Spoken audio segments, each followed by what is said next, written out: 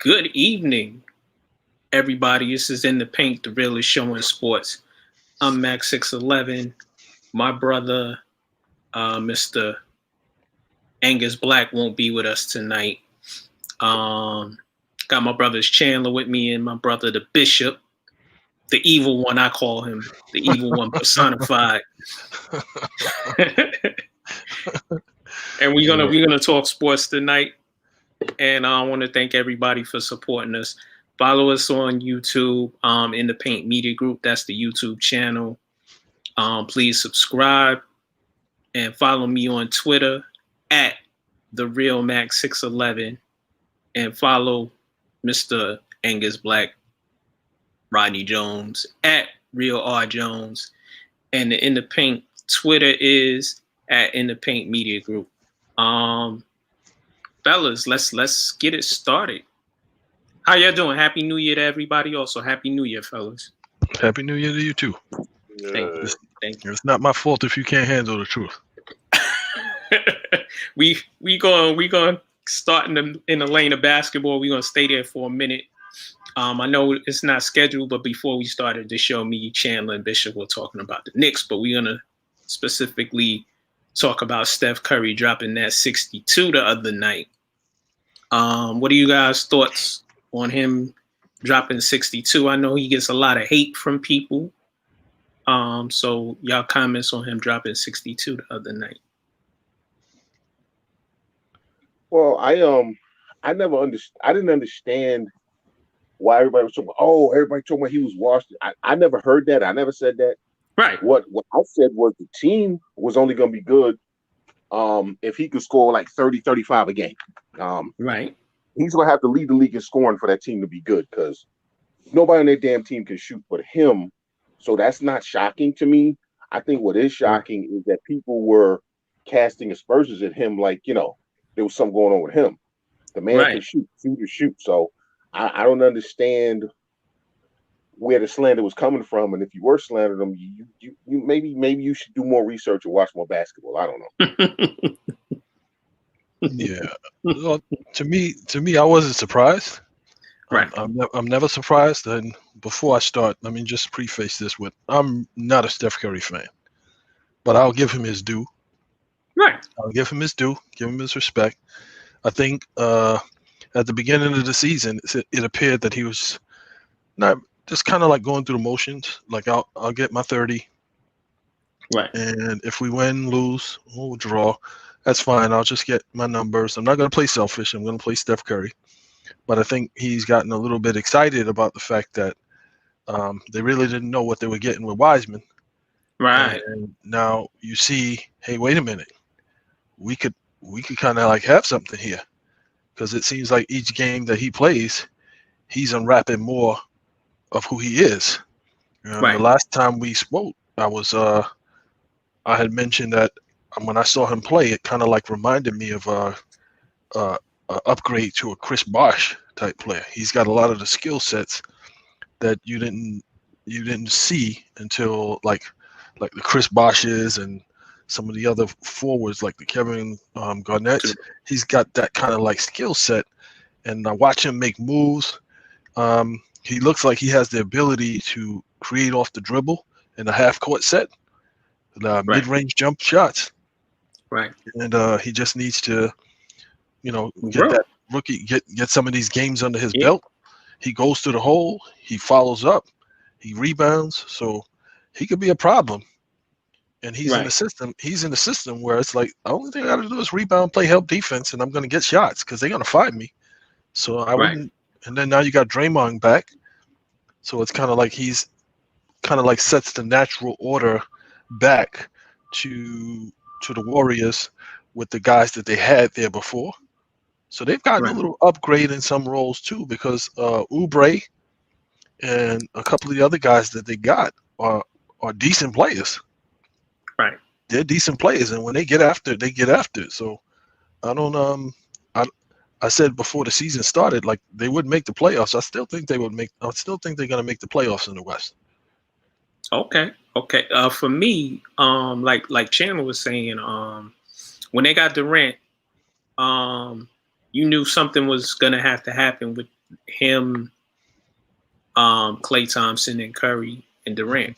There's only one ball, so you don't have to necessarily be the man anymore. And so their numbers, sort of drop. And people were saying Curry is washed up. I'm like, no, he's playing with two other guys. He doesn't have to score as much. And, like you said, Bishop, Wiseman is the real deal. He's more of a Kevin Durant type of player. 6'10", can handle the ball. He can shoot from anywhere. He can get it in the post, take you off the dribble. He can shoot the three. So he already has a really good skill set. Mm-hmm. And the other players, you mentioned Oubre, right? Yeah. I don't know. He kind of he needs to learn how to play off of Steph, because I watch a couple games where he's got the ball in the middle of the floor, and Steph Curry is on the wing. Swing it to him. Right. Why are you dropping into people and missing? He was pressing. I think he was pressing because the first few games he hasn't been playing up to what his abilities are. So he was kind of like pressing the issue. And you got to think too, he was coming from that Phoenix where it was kind of like everybody get this. Devin Booker's getting his. So I got to eat what I could eat. And it's not, and surprisingly, Wiggins is playing consistent. So it's and the reason why I didn't make the comparison to Durant is because Wiseman has sort of like a physicality to him. Like he's not afraid. He's a little bit bigger, and like you're gonna say, he's more physical. But I see him as that type. He won't play the three like Durant did. Well, actually, Durant played the two when he came in the league because he was so skinny. But I see the Bosh in him, the Durant, the player who can handle the ball in the middle of the floor and make plays in positionless, so-called positionless basketball. Basketball still isn't positionless. It's just that other players can do a little bit more. Their skill sets are a little bit better, and they let them do more than what we've seen in the past. Yeah, and Steph 62. Listen, he is who he is. He's a superstar, and he's gonna get his. And he had one of them nights where everything he shot was going in. He's not a volume shooter, so the problem that people are going to have is like, I got a flamethrower here, and I don't need to shoot a lot of shots to score points. He doesn't need 40 shots to score 62 points. I don't know what that's one of those nights, just like when Klay. Yeah, when Klay has those outbursts, it's hilarious to me because Klay plays within himself, and Steph also plays within himself. And like you said, getting Draymond back, he's the glue to the team. He's the guy that's going to get in people's asses. He's also the guy that in the half court set, the ball is in his hands and he's sort of like a point forward. So having him back is big. And I'm not going to say I see them as a lower seeded playoff team. And it all depends on how things shake out in the West. You ready to come in, Snowman? Those two guys. So you got Wiggins. As long as he's staying consistent and giving his 20 points, he's like a big upgrade from like a Harrison Barnes type. Kelly Oubre and Kent Bazemore. And Kent Bazemore. They're really not. They haven't hit their stride yet because you got to think like they're coming from systems where it's kind of like I got to get mine. And coming to the Golden State system, it's just the ball is so free flowing, and you're going to get your opportunities. You don't have to force the issue, And I think that's what Kelly Oubre, he was coming from a system where in Phoenix, he had to really have his foot on the gas to get his numbers. And in Golden State, you don't really have to do that. So, and I think it's. You know what the great thing is about Golden State's offense?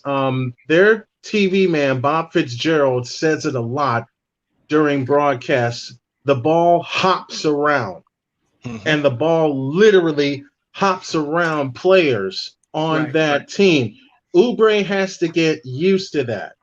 And I don't think it'll take him long to get used to that. I really don't think it'll take him long to find that stroke, because when you have Stephen Curry on the floor, he will find you. Because he's found how many years has he found Clay in the corner on the wing? It's for me with Oubre, it's going to be a matter of spotting. And what I mean is this: he's going to be running the floor with Steph all the time, but you have to find certain spots with Steph, because Steph can pass with either hand, right or left. So if he's running the floor with Curry, and he's like on the left wing and Steph's on the right side, Steph will whip him a pass, and if he's in the groove, Oubre will knock it down. Right. He also cuts to the basket too, and now that Draymond is back, he's going to get a lot of easy baskets, a lot of easy alley oops, a lot of cuts to the basket. Bazemore. So they got three types of players that are the same. They got Wiggins, they got Bazemore, and they got Oubre. And I think like once those guys get in their real groove, like Wiggins seems to be in his groove, but once those other two get in their bag, that's like 15, 20 points. That's like 15, 20 points a night with Steph and with Wiseman, and then with that group that they have coming off the bench, which is a solid second unit. It's not like it's not like the first unit, but they're a decent second unit. They'll hold the fort. Right. See, all I'm gonna say about Wiseman. Hold on. Happy New Year, brother. Tell them who you are. You know, let them know. Let them know where they can find you. You know how. Happy New Year, everybody. Y'all can find me on Snowman in the Morning, 8 a.m. Eastern Time, Facebook and Twitter, as well as. And here's a cat coming out of the bag. My new station, WSDM DB. And there are a couple other places where you can find me. But yeah, I decided I took some advice, and some of y'all gave me some advice. Don't put it out there unless A, people appreciate it, and B, people are paying for it. I got a couple sponsors in my back. Pocket now. I got a couple folks on the Patreon that are helping. And my wife reminded me of the same thing. And I got so frustrated today that I don't know how she felt it, but as I was leaning back here, yeah, that's my wife, exactly. As I was leaning back in my chair here, she came right into the office and gave me a hug, and all she said was, "Talk to me." So it's like, with all the stuff that I'm going through here in North Carolina, I was doing this up in Indiana and in Chicago. So I'm finding my own basketball client. I'm going to broadcast them and find my own sponsors. The hell with it. The hell with it. I've done it for 24 years. Like, the hell with it. Can I ask you something? Can I ask you something? Can I hold something? Can I hold something? Can I hold a little something? You get down. You get down here and we'll talk. All right. No, hey Matt, hold on. But family got to come. Just so you know, Matt. Family got to come first. I got a question. Because I reached out to this brother on Twitter the other day, and I didn't know why he called me all them names. Snowman called you names? Yeah, man. I said, "Yo, what's up, bro?" He was like, "Who are you, peasant? Don't talk to me." No, I'm just Do you know why? Do you know why I called you a peasant? Do you know why I called you a peasant? What's that, man? Because you started it, damn it. What's up, man? How you doing, man? How you doing? I'm glad you are making moves. Salute to you. I have to. I can't waste 24 years in the business just to get flipped over on a dime once again. I can't do it. I'm not going to do it. I'm not going to do it. But the real peasants, to take that joke and remember, the real peasants are the one that gave up on me. That's all I'll say. Right. Snowman, getting back to what you were saying about Golden State. Continue, brother. I said at the top of the season that the most dangerous team to the Lakers championship is not Denver, although I would love to see them. I would love to see them do it. It's not Utah. It's not the Clippers. The most dangerous team to the Lakers are the Golden State Warriors. If you take the first two games out of the if you take the first two games out of the equation, where they didn't even score 100 points, and I'm going to talk about this tomorrow on the show, they didn't even score 100 points in the first two games. Last two games, 132, 137. You're starting to see the offense cycle. You're starting to see the offense round into shape and round into rhythm. And I don't care what anybody says about LaMelo Ball. The rookie of the year is in San Francisco. That's James Wiseman.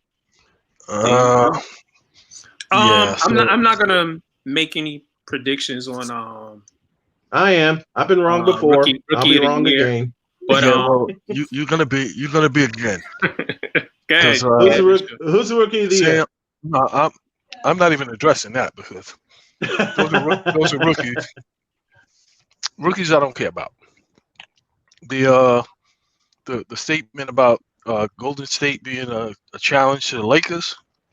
The Lakers are a juggernaut. I watched them play. Their second unit They're early.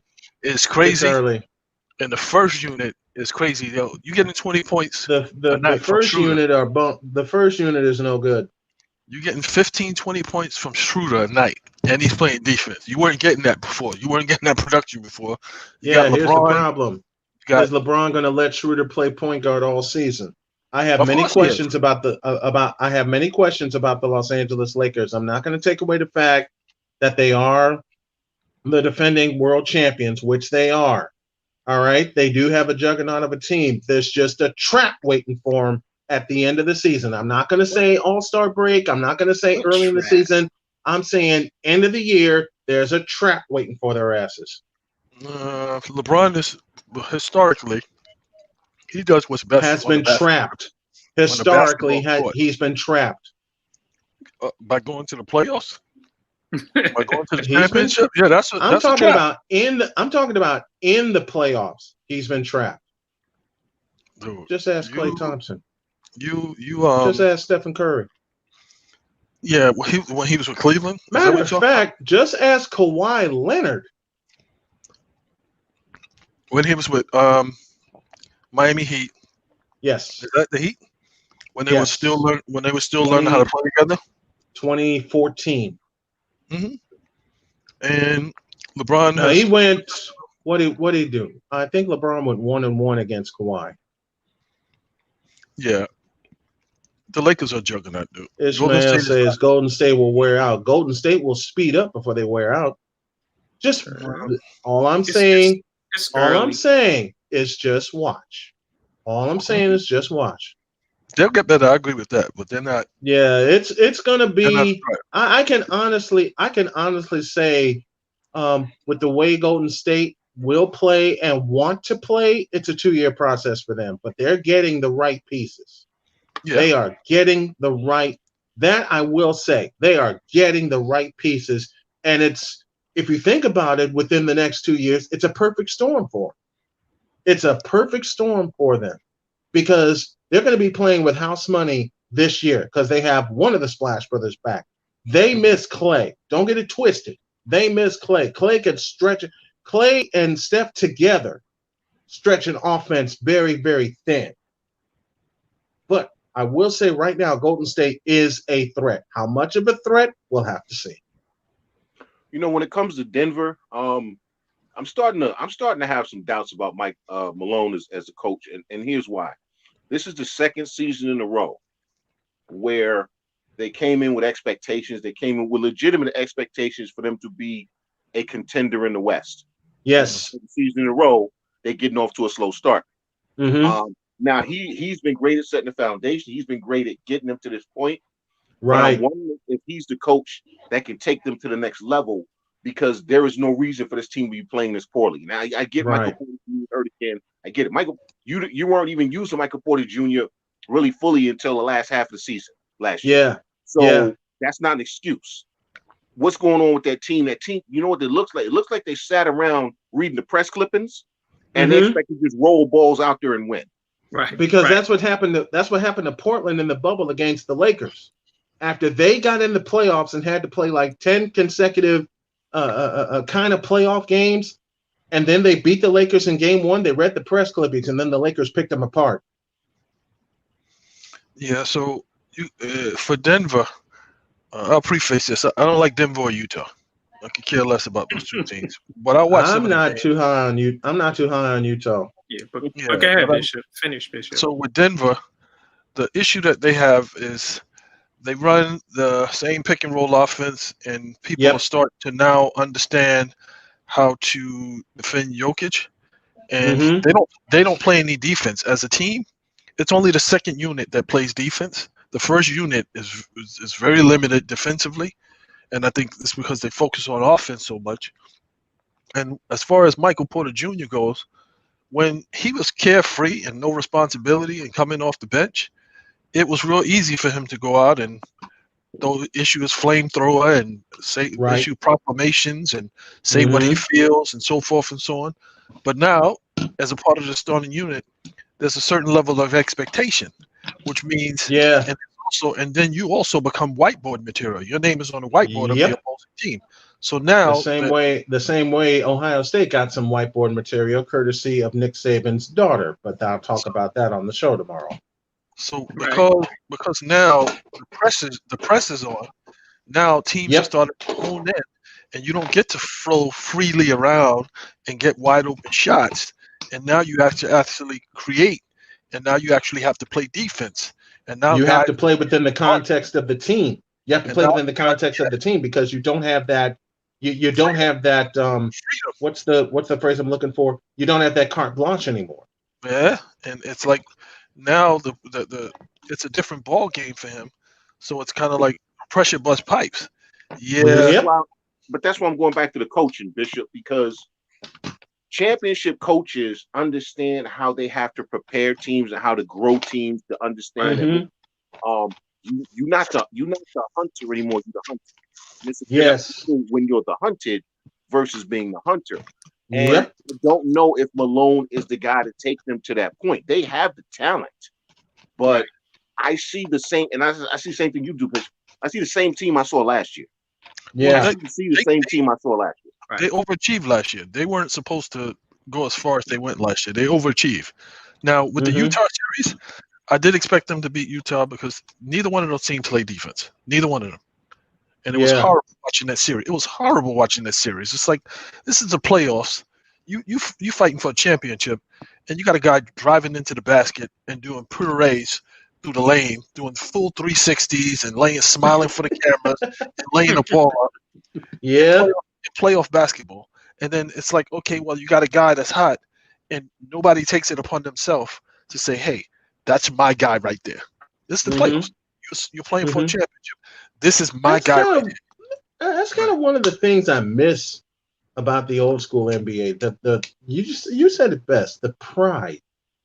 I don't see. Am I wrong in making that statement? But I don't see a lot of pride. I don't think it's pride. It's just the way they wanted the NBA to be. They wanted the NBA to be all about offense. They made it into the game is sloppier to me. It's fantasy basketball. Is what it is. It's fantasy basketball now. Well, it's about I believe that. I believe it's that. Not about, it's about scoring. They want look, you got to get the ball over the half court line in 8 seconds as opposed to 12. If you gather an offensive rebound, it doesn't go back to 24 seconds. It goes back to 12, I believe. 14.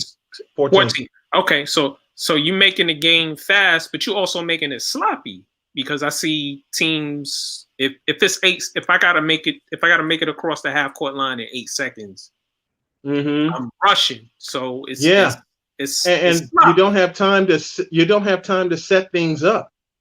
Right. You don't have time to set things up.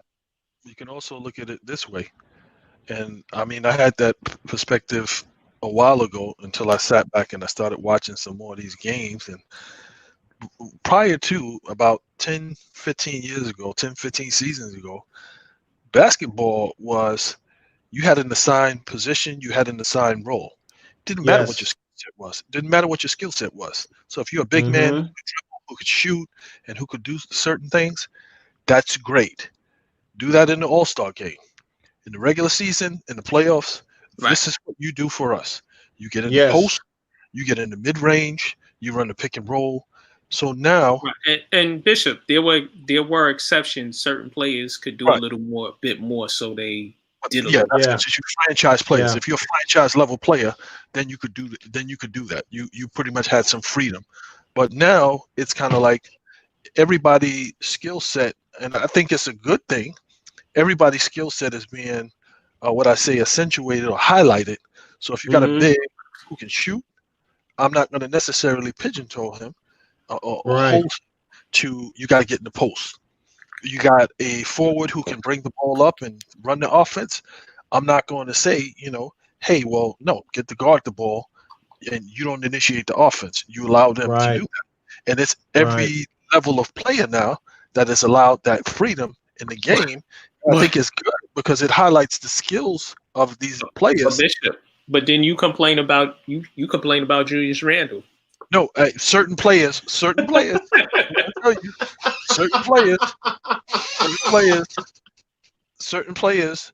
you can have, but you got to know your limitations. You got to know your limitations. What that also does, though, like who? Who do you need to know your limitations? Let's have some fun with this one. Who do you need to know your limitations about? Hold on, Dad Chandler. Well, but that level of freedom, though, is taking away from the game, especially on the defensive side. Listen, Yes, it's all great that you want to allow people to listen. I mean, we can go back and look at some guys who had tremendous skill sets back in the day that never were allowed to use it. We can talk about the Lonnie Sheltons. We can talk about McAdoo's. We can talk about the George McGinnises. You understand what I'm saying? We can talk about guys like that, all right? But at the end of the day, what I see now is everybody's just shooting and saying, well, if I can shoot, I'm just going to shoot. Okay, at some point, somebody needs to play defense. I don't like, listen, it's all well and good that they want more scoring. But honestly, the game stinks to me now because you know what? I don't want to see a bunch of guys just run up and down the court jacking up shots. And that's really what we have. We have a league full of teams. They just run up and down the court and jack up shots. It's what my friend Cole says, the 10-wing league. That's all it's become now. Running down, jacking up shots, and it's positionless. The reason why I love the Warriors picking Wiseman, he has an array of skills away from the basket, but I've seen him play with his back to the basket, which is, I think, going to be his most powerful point. When the Warriors harness that and put it in play, it's going to be dangerous. I miss seeing centers in the league. I miss seeing people play. I miss seeing big guys play with their back to the basket and just bowl people over, beat them up in the post, and just wear them down. Just make them say, you know what? I give up. I don't want to guard him anymore. I don't see that. Because the league, the game has progressed to the point where you don't have that. You don't have to have that bump and grind style of play. Now, I will say the to your point, Chandler, where a lot of teams have kind of like there's about 85, 90 shots in a game, and what is happening and what has happened is out of those 85, 90 shots a game, the amount of 3-pointers have increased. So it went from about 20% to about 25% to 35%. And now most teams are taking half 3-pointers and half 2-pointers. Yes. It's not uncommon if somebody's getting, and some teams are good at, some teams can get 90 shots a game, and 45 to 50 of those shots will be 3-point shots. Right. But 3-pointer is it's a low percentage shot. Not if you're hitting it. Not if you're consistent in hitting it. It's only a low percentage shot if you're not hitting it and you keep shooting it. I.e. Russell Westbrook. Which is my problem. My problem with that is if you are a team and y'all taking threes, I forget which game I was watching, and team they shot themselves to a loss because they kept shooting threes, and I'm like, y'all missing. Why don't you take it to the basket? Why don't you run a pick and roll? But the coach hasn't made and the coach didn't stop them, and then they lost. And I'm sitting there going, you lost because you missed all your shots in the fourth quarter. You know, we are. I mean to overtalk you, Chandler. What we see is everybody's looking for a home run or a triple instead of getting a base hit or a double. I love the baseball references, and I love those. Yeah, and that's because that's the way they're playing. They're playing. They're not playing small ball. They're not playing base to. How do we put it in baseball? They're not playing station to station. They're going for the home run every time. Right. Go ahead, Chandler. We sound like you're off your mic. Yeah, I'm. You know, I can't hold it because it hurts. Oh, my bad. Go ahead, brother. That's where the degradation of the game has come. Yes, and teams don't know how to do anything but shoot threes. So yes, you've gained something in allowing people to use all of their skill sets, but you've actually lost the soul of the game, because basketball isn't about one thing. Basketball is, you can be a little guy, you can be a big guy, you can be a fat guy, you can be a skinny guy. Right. You know what I'm saying? You can be whatever, because if you can shoot, you can play. If you can defend, if you can't shoot but you can defend, you can play. If you can rebound, right, but you can't shoot, you can play. All you can do is dunk. You can play. Go stand over there. We're gonna toss you the ball. You dunk it on their heads. And now it's now it's all about, you got to be able to shoot a 3-pointer. You got to be able to shoot a 3-pointer. So you maximize one skill, but you lose all of the others. So what has happened? And I'll give you a classic. Chandler, to piggyback off of what you said, you just made a name come to mind. Someone who couldn't shoot worth a damn, but could play some defense in key times and can make shots when he needs to. Go back to the New York Knicks of 1990. There was a fellow by the name of Johnny Newman who fit that category that you just described. Yeah. So he couldn't play in the league right now. No, so he could. He could, but the problem, the analogy that you just made, Chandler, and I'll give you a really good one. So Julius Randle. Now, Julius Randle, when he comes down, he brings the ball up. If he takes a 3-point shot as the initiation of the offense, or him creating it for himself, it's bad. It is it's a bad play. It's 10%. He probably will hit like 1 out of 50.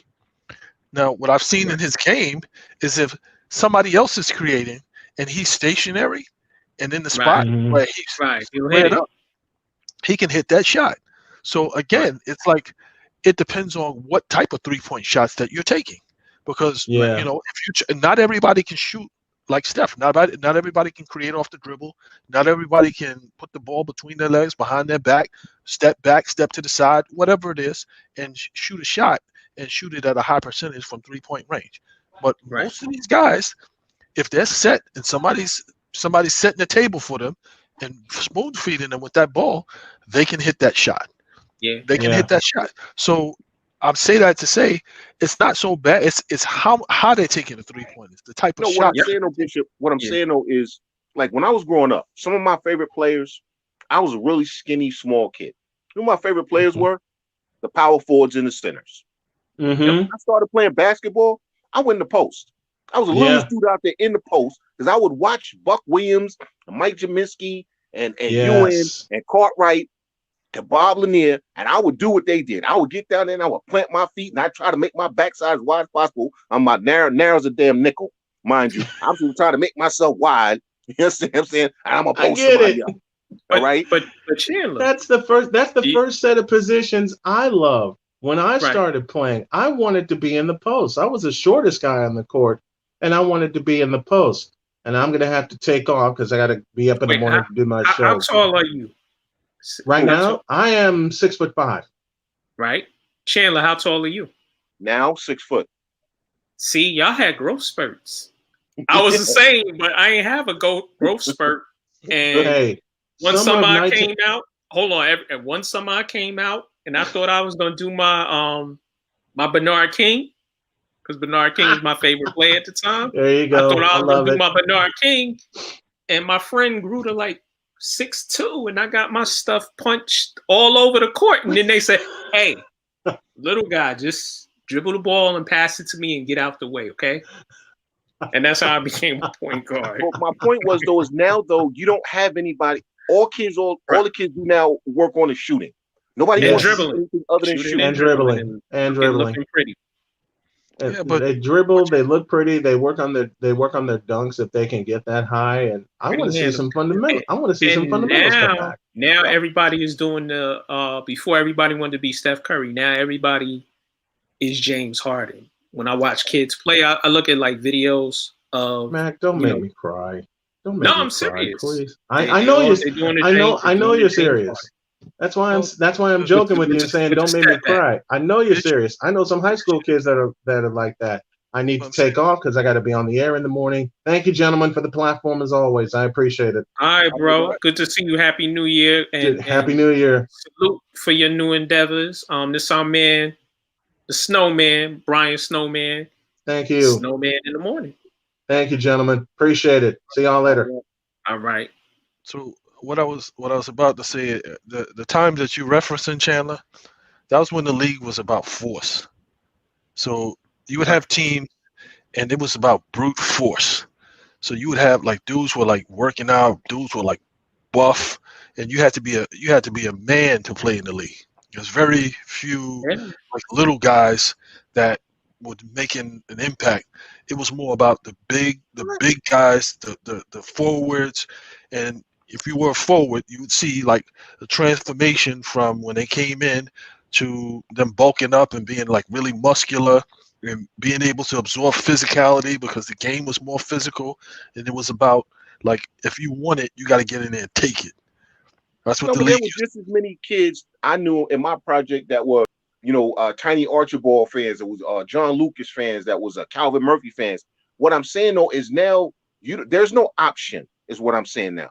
There's only one type of player that they're promoting. When the league used to promote all of its players, you didn't have to be this to play. Now, you got to be able to shoot.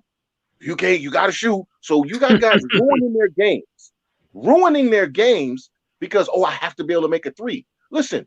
I don't need every one of my forwards shooting threes. I don't need it. So this is where you separate. This is where you separate the real ball players from the guys who play basketball, because so you look at certain guys. Yes, Kevin Durant shoots threes, but he can get you 30 shooting 12 for 17. Right. He doesn't have to take threes. He can take the mid range. He can go on the post. But you have organizations that are telling guys you got to work on. Listen, you had the Knicks telling Mitchell Robinson they want him shooting outside more. Mitchell Robinson, in no way, shape, or form or fashion, should be shooting anywhere past 10 feet. Who was that? Which coach was that? Who was that? That was the previous coach. That was the old regime. But my point is though, is that this is happening all over the league. It's not just the Knicks. Right. That's my point. My point is that this is happening in a lot of organizations where they are really messing up guys' careers by telling them, we want you to shoot threes.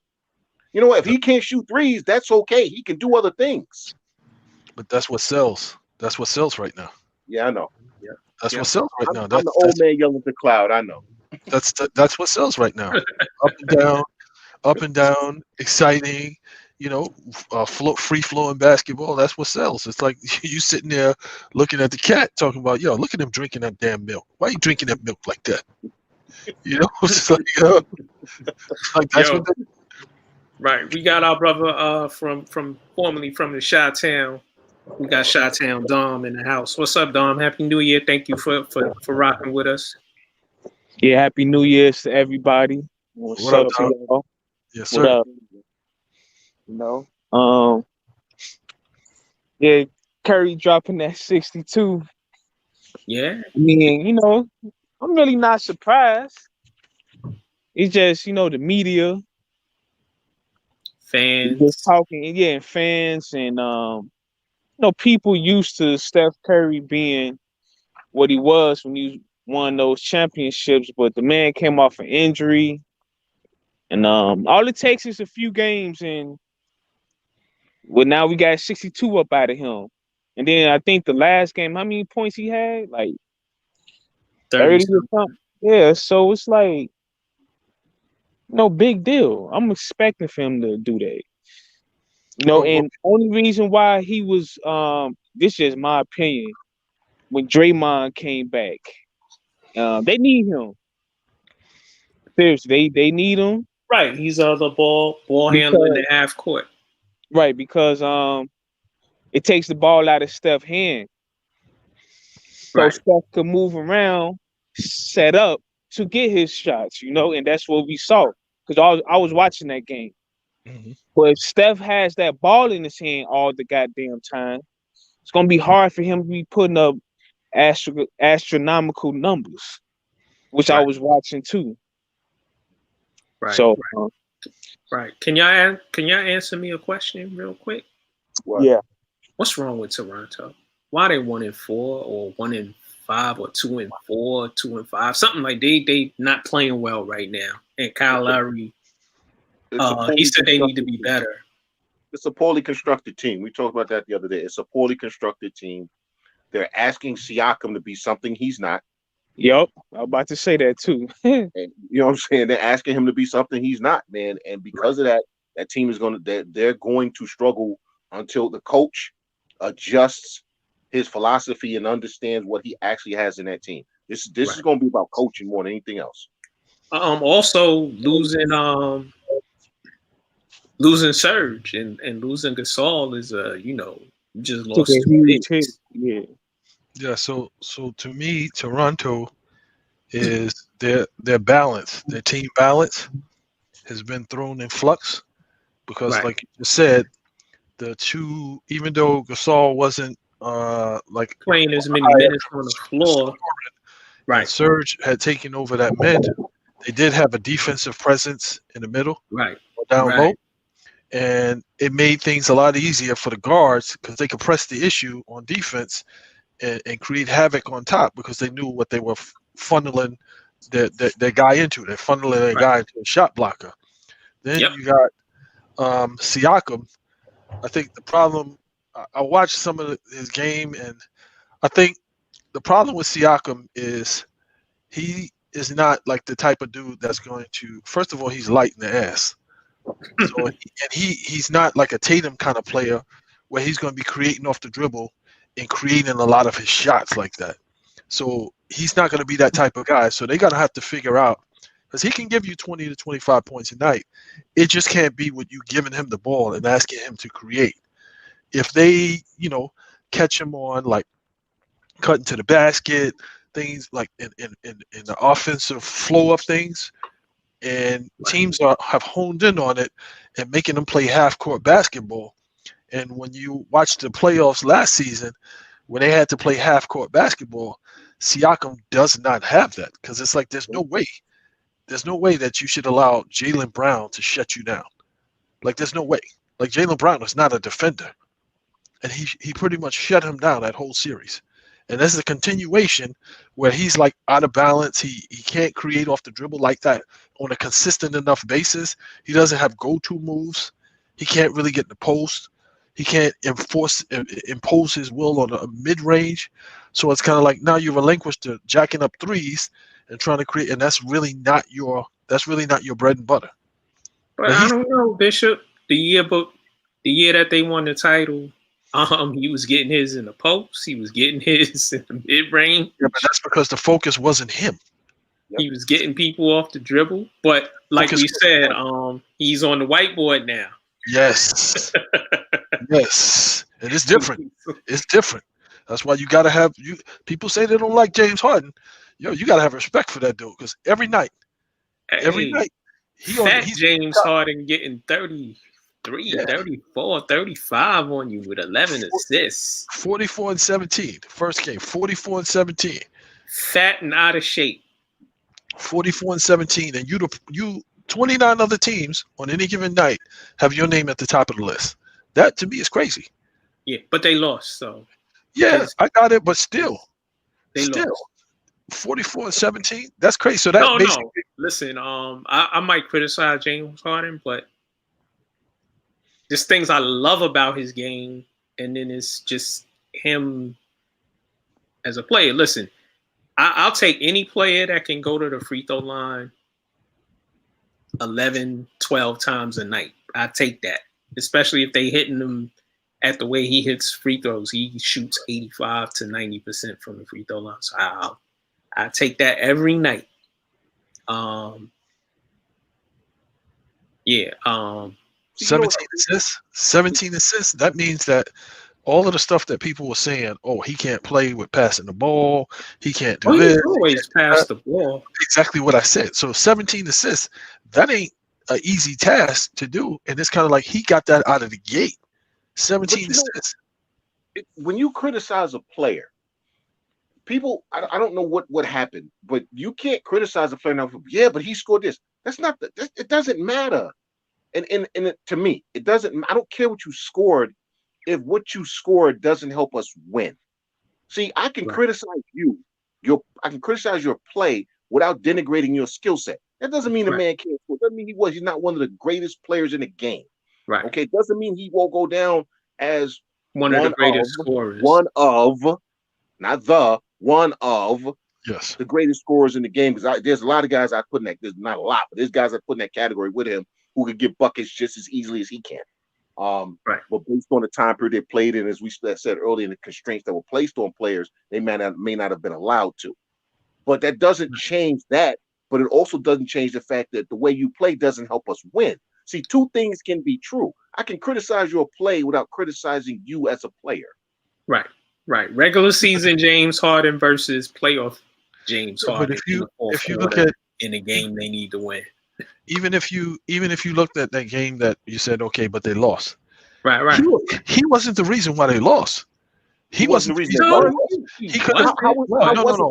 If you watch the game, there were about 5 to 7 additional passes that he made that.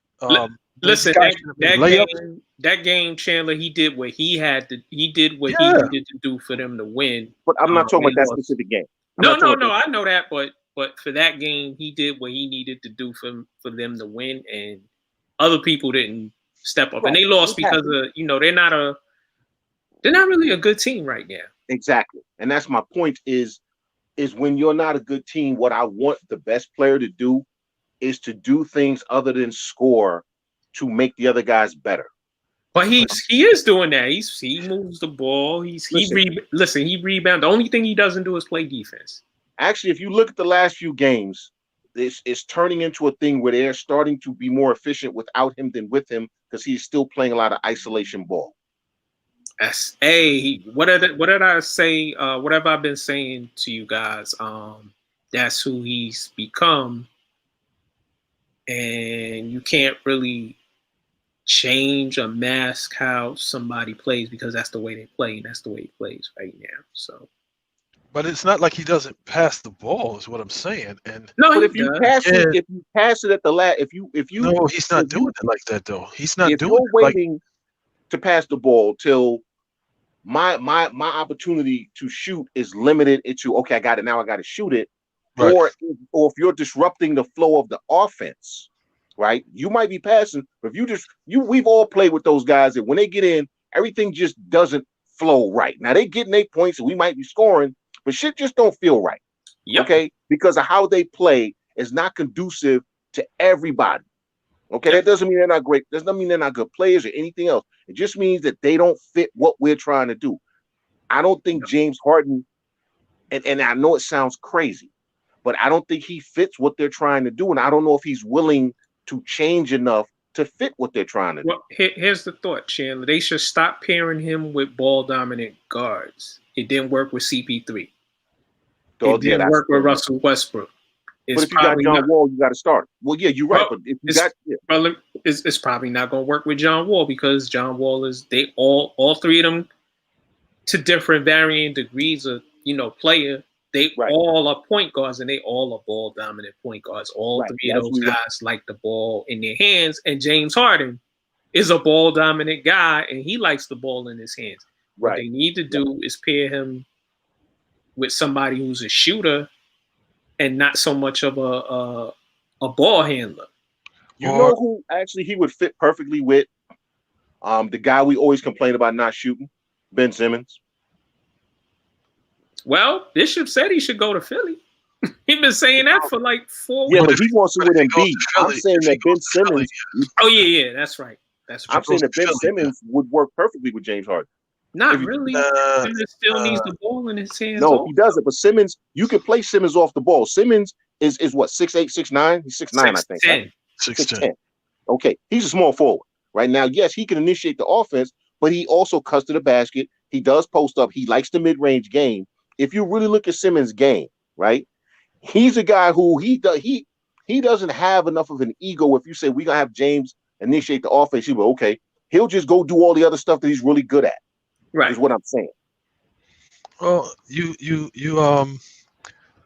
think being a ball player is just being a ball player. James Harden, if John Wall was setting the table for him and kicking the ball out to him for shots, yeah, James Harden would probably hit 40% of his three-point shots if he didn't have to create the shots off the dribble himself.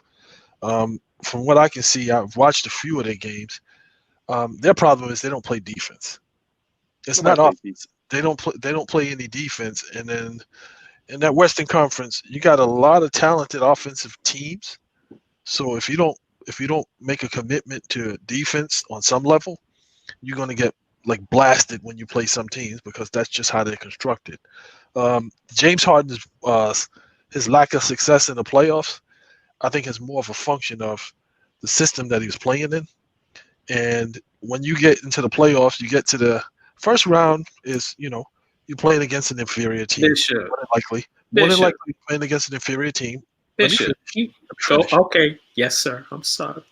You get to the second round. Right. You get to the second round of the playoffs. You playing against a team that knows how you guys play. The teams are much better. The competition is much better. They can disrupt the flow of what your offensive scheme is. Ain't nobody disrupt him. He missing open J's. But Bishop, OKC, he flamed out also. Are you his publicist? Are you his publicist? Are you getting a check? No. What I'm saying is I'm being objective. I'm being objective because I'm not a James Harden fan. Right. But I'm just being objective to say, hey, he's played a certain way before. Like, we've seen him play. Like, when he was with OKC, he was nothing like that. But that's when he was younger and he also not an established star. Good. He was not an established star. People weren't running around copying his moves and all that other stuff. Now, when James Harden was in Oklahoma City, nobody gave a damn what he wore to the game. Okay, Let me just put it like that. Nobody cared what he wore. All right. Now he walking down the tunnel. There's 75 people taking pictures of what he's wearing. Or he has become he has become through playing a certain way. So I don't know if ego-wise he can put down this persona, because I don't think this is who James Harden is, to be quite honest with you. I think the real James Harden is the guy we saw in Oklahoma City. But this version of himself is what's gotten him paid a lot of money. This is what's gotten him endorsements and everything else. So can he now take that mask off and go back to being the guy we saw at Arizona? It was Arizona State, and the guy we first saw at Oklahoma City. I don't know if his ego will allow him to do that. But Chandler, he didn't play well in key moments in OKC in the playoffs. It's just that's his pattern. At some point, and I'm not a super James Harden fan, but at some point, prove me wrong. Go out and bust somebody's ass. I mean, I used to say it about Dirk. I don't like Dirk Nowitzki. I just think he was soft. That's valid. What? Dirk Nowitzki was a very good player, all-star, Hall of Fame guy. Once they put the right team around him, he shined in the moments he needed to shine in. But I look at it like and this. He made me say, okay, there you go. I remember Barry Bonds. Barry Bonds used to suck in the playoffs, right? Right. But when they finally got to the World Series, What did Barry do? He killed it, right? Right. And the World Series, look at the one World Series he played, and look at his numbers. His numbers Right. were ridiculous.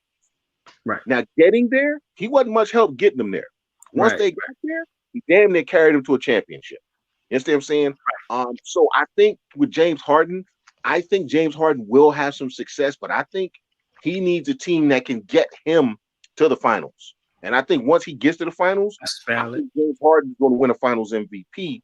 But I don't know if and I know it sounds because sometimes great players, for whatever reason, they don't play well in the playoffs. But if you get them to the championship, they explode. Right. Look at Ted. I know there's stories all through the years from Ted Williams, guys like that. Matter of fact, look at Kershaw, right? This past season, playoffs leading up to the World Series, not so great. Got the World Series, he was money, right? He was finally money.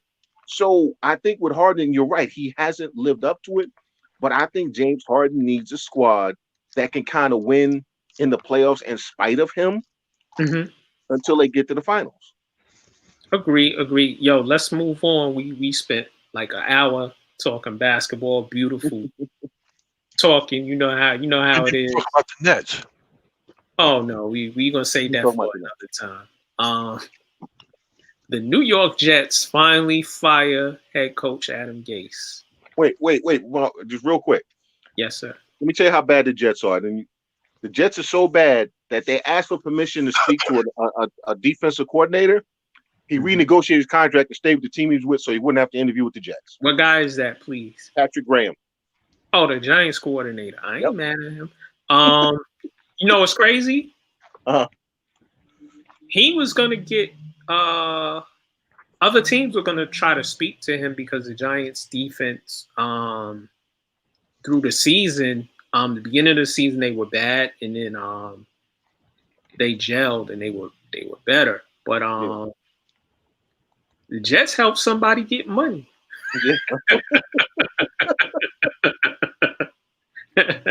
But I'm glad they finally pulled the plug on this clown of a coach. No, Bill Belichick. I know there's rumors saying Bill Belichick gonna sign him as his quarterback coach. No, that's not gonna happen. Bill Belichick is not messing with that dude. I don't see it. Alabama. Right. Alabama. I think yeah. It's politics. Yeah. What are your thoughts, Bishop? I don't think they should have fired him. He was just warming up. Okay.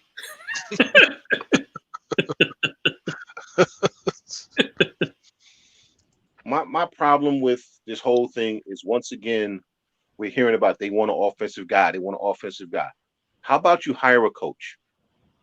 See, the problem with hiring these gurus is there's words that you never hear associated with them, which is foundation, builder, sustainability, things like that. You don't hear those words. You hear, oh, he'll make the quarterback better. What about the rest of the team? Because he's coaching the team, not the quarterback. The quarterback's coach is actually going to coach the quarterback. The offensive coordinator is going to work more with the quarterback than the head coach will if the head coach is actually doing his job, right? Right. So stop telling me you want an offensive guy and tell me you want a coach.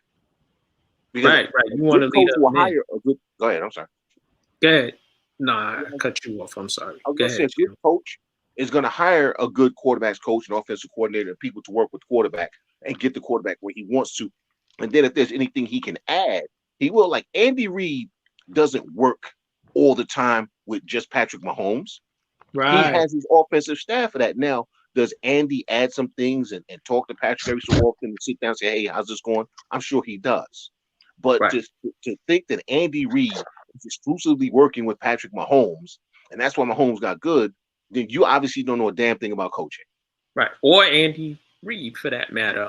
He lets his coaches coach, and he's a leader of men, and he's on, like you just said, your head coach should be in the special teams room, not spending all his time there, but he should be in that room. He should be in the defensive room. He should be in the offensive room if he's an offensive guy or a defensive guy. And we have a lot of these head coaches, the ones who are sort of mediocre, most of them tend to stay on one side of the ball and they really don't venture to the offensive room. and especially the guys that the Jets have hired. Yeah. And I think it's real funny that when you start hearing about all of these people that they claim that they want the Jets to talk to, when it before they fired Gase, before we got close to the end of the season, it was, oh man, it was diversity this and inclusion that, and they started naming all these black people, right? Or coaches. Right. Now, listen to the names they list. Tell me how many of them are black. Not a whole lot. Eric Bieniemy is one. Mm-hmm. Patrick Graham was one, but he declined. Right. So I don't know if he declined. Does that still count for the Rooney Rule? No, because he's out of it. Now they talking So about. they didn't talk to him, right? Listen, or did they talk? He didn't even get to talk to nobody. He was like, nope. The Jets was the first ones up. Nope. And just before we did the show, the headlines for Graham, or if you typed in his name on Google, was that the Jets were interested in speaking to him. And I think part of that was to satisfy the Rooney Rule. I don't really think the Jets were interested in Patrick Graham. And not saying he's not a good coach and maybe he, doesn't deserve a head coaching nod. But that is part of it. And he said no, so y'all got to find another brother to speak to. Yeah. I think that the Jets are going to make the wrong hire. I don't trust Joe Douglas. I don't trust the Jets. And now they talking about these college coaches and all this other stuff. Bart Scott, which I don't watch that show that often, but I couldn't sleep, so sometimes I put on that Get Up show so I can hopefully it'll put me to sleep because they're just a bunch of people yelling and I need the white noise. Mm-hmm. But Bart, I like Bart because he makes sense. One of the things he said the Jets don't need some hot new flashy guy. He said the Jets need a retread. They need a coach.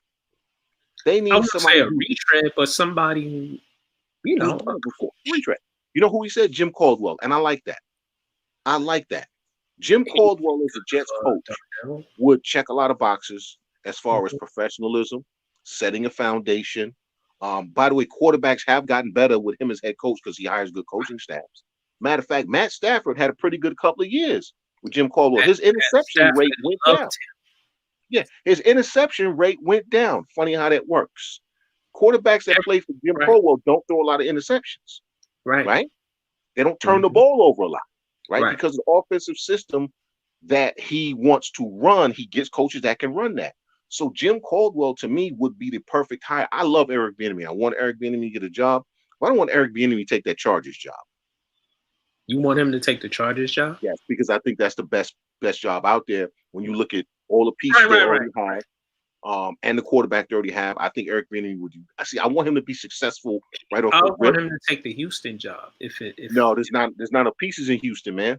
There's not enough pieces. You got Deshaun Watson, no draft picks, and you're over the cap. Well, whose fault is? So, but what I'm saying though is that's a recipe for failure. That's a recipe for failure. Detroit isn't a bad look for him because Detroit Stafford is still a good player. They got some nice pieces on offense, both at the running backs, and they got they're a solid team. They're not as bad as they were coached. Right, and Jacksonville actually has good players. They just had a bad coach. But if you look at just the talent, right? Yeah, you got Deshaun Watson, but what else do you have in Houston? Defense is still decent. Their wide receivers are decent. Wide receivers are in. I said decent. Yeah. Same thing as decent, but actually Fuller's a good receiver. Cooks is always getting concussed. You got no running game. Well, and your offensive line is trash. Exactly. So if you go in there as a head coach, by the time you get that team ready to really contend, they're gonna fire you. They're gonna fire you, or Deshaun Watson gonna be too beat up to do anything for you. Right. If you were the Jets, Chandler, who else do you sign besides Caldwell, besides Bieniemy? Anybody else out there that you think would be a good coach for this organization? A good overall coach. I would look at Robert Saleh. out in San Francisco, Mm-hmm. because I saw what he did with it when he lost everybody, and his side of the ball, those guys still played hard. They Right. still competed. The games were close. It wasn't like they were getting blown out every week. Right. I would look at him.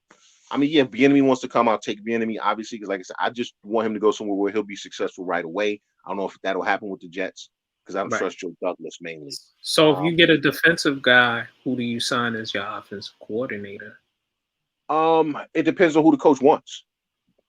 Right. That's how it's gonna. But now, if we sign Eric Bieniemy, do you know who I would want as defense coordinator?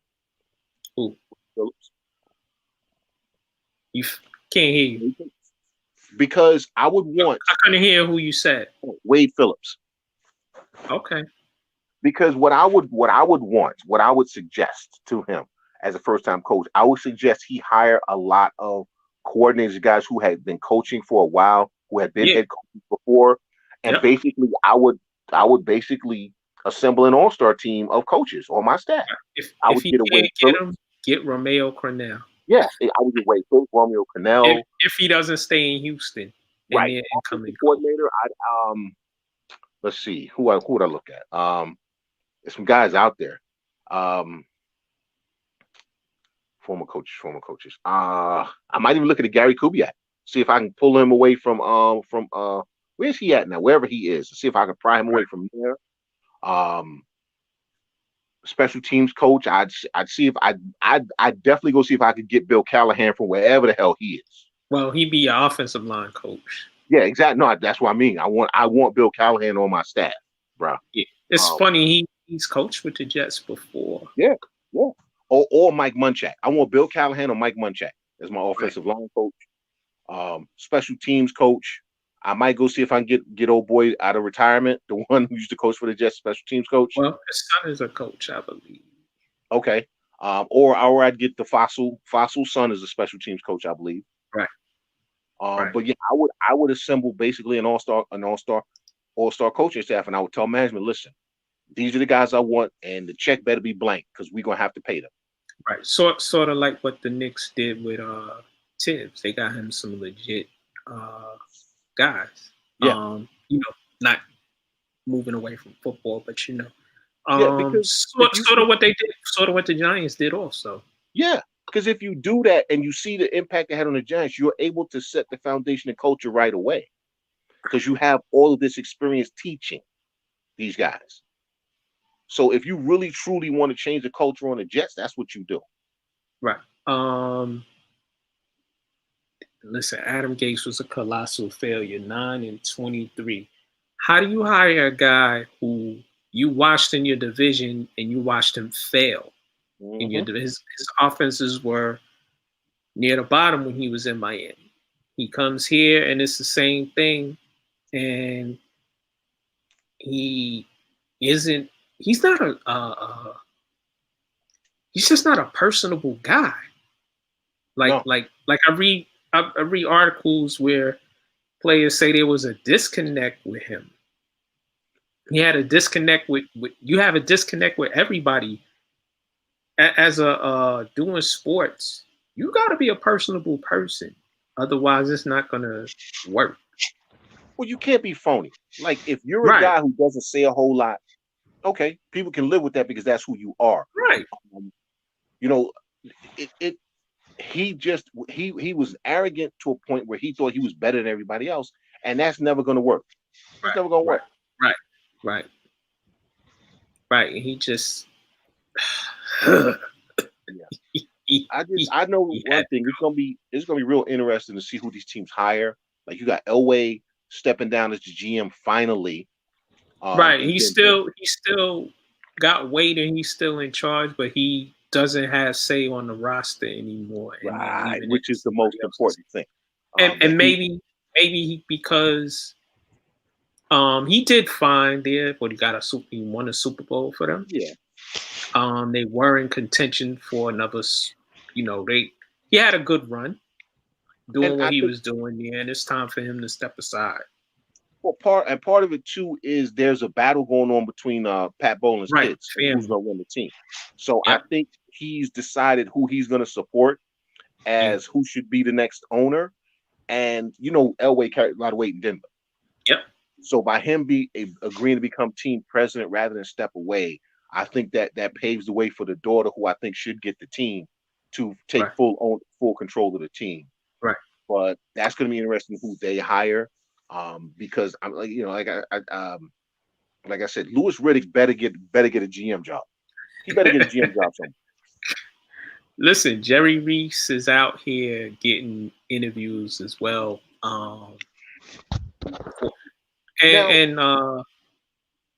Jerry Reese, I think people respect and like him. Yeah, but how much he was in a good situation with the Giants, so I think maybe he gets another shot, and we see if he really is a good GM or if he was really that bad, like he was. That's my point. Though, is let go by the Giants. Go ahead.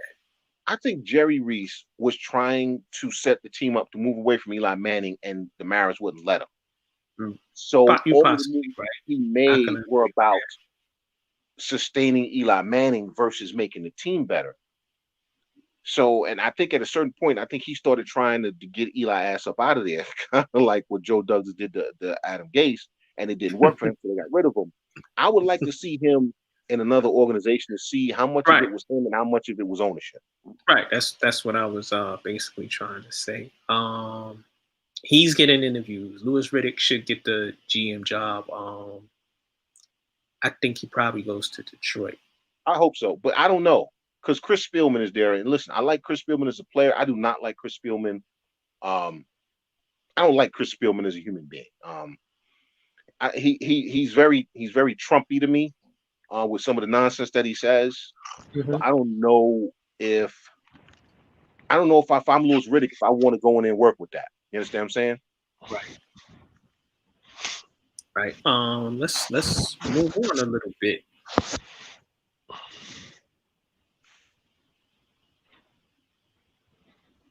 We gonna move to the team next door that shares the same stadium. The New York Giants are retaining GM Dave Gettleman, offensive coordinator Jason Garrett, and prior to us doing the show, because you said Patrick Graham was offered, he told the Jets nah, and then the Giants re-upped him or gave him an incentive to stay. So I'm amend that. Jason Garrett is going to be interviewing for open head coaching jobs, and they retained Dave Gettleman. What are your thoughts? Well, you know what you're going to get with Garrett. You're going to get a 500 team. So if you're a team that's been losing and you just want to be consistent, and then Jason Garrett's not a bad hire. Right. I told you guys, I think it was a couple of months ago, that Joe Judge had saved Dave Gettleman's job. Yeah, he did. Yes. So I'm not surprised that Gettleman is back, because Joe Judge saved his job. Because here's the thing: if you question Gettleman's decision making, right? Because that's what general manager does; he makes decisions. Well, I hired Joe Judge. You like the coach I hired? You like the direction the team is going? Okay, I told you I can make the good choices. Now, I made a couple of bad ones. I'll admit that. I made a couple of poor decisions, but I got you a coach for the next 10 years. Right. You can't fire me. You can't fire me. You can't even justify firing me at that point, because I just cemented your team's future for the next 10 to 15 or 20 or 30 years. Right. And quiet as kept, Patrick Graham's defense early in the season, they were bad, but they finished as the 10th best defense in the NFL. Yeah. So and they got some nice pieces on the defense. Right. Which Gettleman got Leonard Williams. Right. If you look at Leonard Williams and Joe Judge saved Gettleman's job. Right. So now it becomes, okay, what moves do you make in free agency? What do you do in the draft? Gettleman has to hit in this draft, and he has to spend some damn money in free agency. Right. He has to get a tight end. He has to get another wide receiver. Right. He has to spend some money on the offensive side of the ball, but he needs to get a superstar on defense. He needs somebody. He needs an edge rusher. You know, not a superstar. But they need somebody. They need an edge rusher. Bad. Yeah. You know what's funny? The receiver they need is in Cleveland, and he'll probably won't be staying in Cleveland. Who that? That would be a Mr. Odelius Beckhamus. Right, like Ronan said, Garrett is only a 500 head coach if he has a good quarterback. Yeah, well, you got one in Detroit, you got one in Atlanta. You understand what I'm saying? So, well, Atlanta might be moving away from Ryan. Huh? Atlanta might be moving away from Matty Ice. Well, they're going to let the head coach make the call. And you know, if they hire Jason Garrett, he's keeping Matt Ryan. So. He needs. So I don't think Matt Ryan is the problem in Atlanta. It was the defensive side of the ball and some of their other decisions. Yeah, but he's not the solution either. Because no, but he ain't bad. No, I mean, but he ain't bad. You should not be terrible in the red zone with Julio Jones. That's on the quarterback, bro. I'm sorry. That's on the quarterback. Because he doesn't even watch the Atlanta Falcons games. They get in the red zone, he don't even throw to Julio Jones. They don't look his way. Who's calling the plays, bro? Dude, you've been there 10 years. You can change the damn play. Okay? Who's calling the play? Listen, I stopped drafting Julio Jones in fantasy league football because like 2 years ago. I know. Yeah, I know. But look, Drew Brees, they called for a kneel down. He changed the play and got to do the $100,000 payday. All right, Matt Ryan could change the damn play. That was Russell Wilson. Russell Wilson. I'm sorry, Russell Wilson. Thank you, Russell Wilson. But my point is, if you've been the quarterback long enough, you can play. Okay, you have the ability to do that. If you're the franchise quarterback, they're paying you all this money, they can't cut you. What are you gonna do? What you gonna do, coach? I'm gonna be here longer than you. All right, it's a $50 million cap hit. They get rid of me. It don't cost them to get rid of you. He's not doing cap Rooney in any given Sunday. So, but yeah, but it's Jason Garrett. I think somebody's going to hire Jason Garrett. I really do. I mean, Adam Gase got hired. Coaching job. But listen, Jason Garrett, one, he's not a not likable person. You know, people around him like him. And he's just a mediocre coach. Well, but here's the thing though too, and we said this before. How much of it was him, and how much of it was the fact that he had to be Jerry Jones' puppet? That too. So does he go somewhere else, and then you get to see the real Jason Garrett? Maybe. Bishop, you got anything to say about the Giants and Dave Gettleman? Well, I didn't like him when he came there because I saw how he jacked up the Panthers. Yes, he did. He jacked up the Panthers, and I mean, can't really fault the GM for poor offensive play. Right. Not executing. Waiting, putting yourself in a position where you have to rely on like another team to lose in order for you to make it in. Right. When I watch those games, it's like, there were 4 games that you guys should have won that you didn't win because of turnovers. Mm-hmm. Tossing the ball. Simple. It's like, so you win those 4 games, it doesn't matter what anybody else is doing. So, I mean, but I don't like Gettleman. I saw how he did here in with the Panthers. I don't like the Panthers, but you see some of the moves that he made, and it's just like, yeah, you're the only one that understands what the master plan is because nobody else looking at the moves that you're making understand what's going on. Yeah. Yeah. So. And he always has that. Me and my friends, we call it. He always got that spurt of knowledge, which really means you're an asshole, and it's about to go left. Right. Not right. It's about to go left. Yeah. And he got lucky this year. He got bad. The whole division sucked. And you just suck less. Yeah, you made it into the last day of the season. Y'all almost made it. So, Giant fans on Twitter crack me up. They like, look at what he's done. I'm like, if he got a better quarterback, then that would have been something.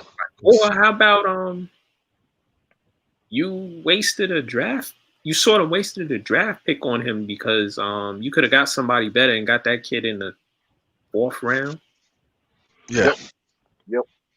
Hey, you were talking about Eric Bieniemy. He can't go to Houston, bro. Why? They just hired another Patriots person to come in. So what Deshaun Watson said the other day, right? Did you hear what Deshaun Watson said? I heard what he said. Okay. So basically what he's saying is all those Patriot people that Bill O'Brien go in, they all need to go, right? And they bring so what did they do? They hired another Patriots guy to cement those people's power structure. Eric Bieniemy cannot go to Houston because it's not going to end well for him in Houston. I'm going to tell you that right now. Whatever coach goes to Houston, it's not ending well.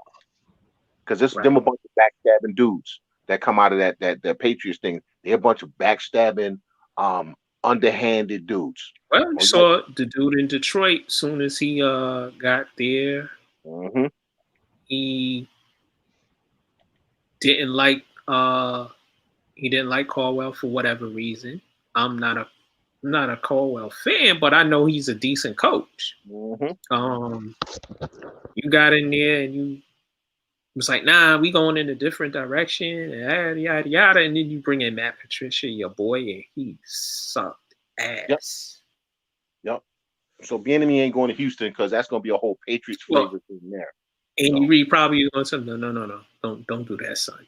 No, don't. I give you more money. Don't go. I'll give you more money to stay another year here. Don't go there. But the Giants though, they got to get rid of Evan Ingram, bro. I've been telling you this for 2 years. Evan Ingram's got to go. Listen. I'm not a fan of his. He has talent to be an All-Pro. He's never going to be that tight end. No. Let me finish. He has the talent. It's just that he got bad hands and he's always dinged up, so he got to go. He's got to go. I don't think Tate is coming back. No, he can't. Not with that coach. Shepard is a good receiver, always dinged up. I would let him go too. Slayton has potential to be a really good receiver, but Jones can't get him the ball. Well, you know what? Here's where you find out how badly Daniel Jones wants to be a good quarterback. Or the organization needs to just make him go. Now they broke down what Josh Allen did to get better. He went through this whole regimen all season where they broke his entire throwing motion down from hip turn, the foot placement, the eye placement, the whole thing, angles, the whole thing. Would you say, Chandler? This past off season. Ooh. Went to this place where player Josh Allen. Oh, okay. He definitely got better. The whole way he redid his entire throwing motion, the whole thing, right? Right. Now, if you're Daniel Jones, if you Cam Newton, if you're a quarterback that's having issues delivering the ball, why aren't you doing this? Why isn't your organization making you do this? Because you see the difference in Josh Allen. You see the difference, right? So if the Giants truly believe in Daniel Jones and Daniel Jones truly wants to be great, that's what I better hear about him doing in the offseason. Or I'm not trying to hear anything about anybody talking Daniel Jones. We want him to get better. Well, you got the blueprint. You got the blueprint from Josh Allen. You got the blueprint. Right. Let's move on. This was funny to me. The Eagles, that game, their internal drama going on with the head coach Doug Pederson and quarterback Carson Wentz. I wasn't mad at what they did because my thing is, had you been better, you wouldn't be in this situation. They wouldn't have did no fugazi stuff like that to you.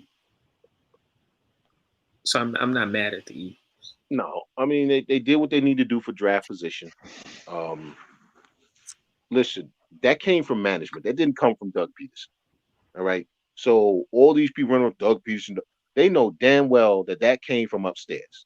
They say, "Yo, Doug, you about to cost us 3 draft picks, bro." You know what I'm saying? It was just a bad look, though. They could have just, It might said an be. injury.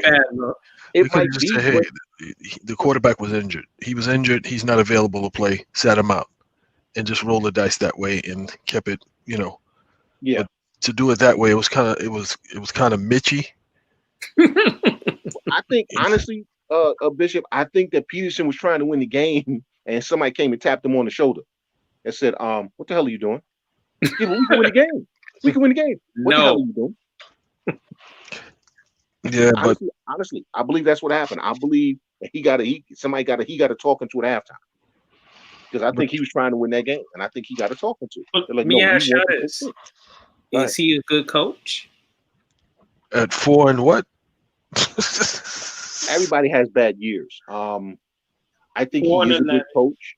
I think that there is there's some behind the scenes Julius Caesar Palace intrigue shit going on, where it might be the Ides of March for him soon. Right.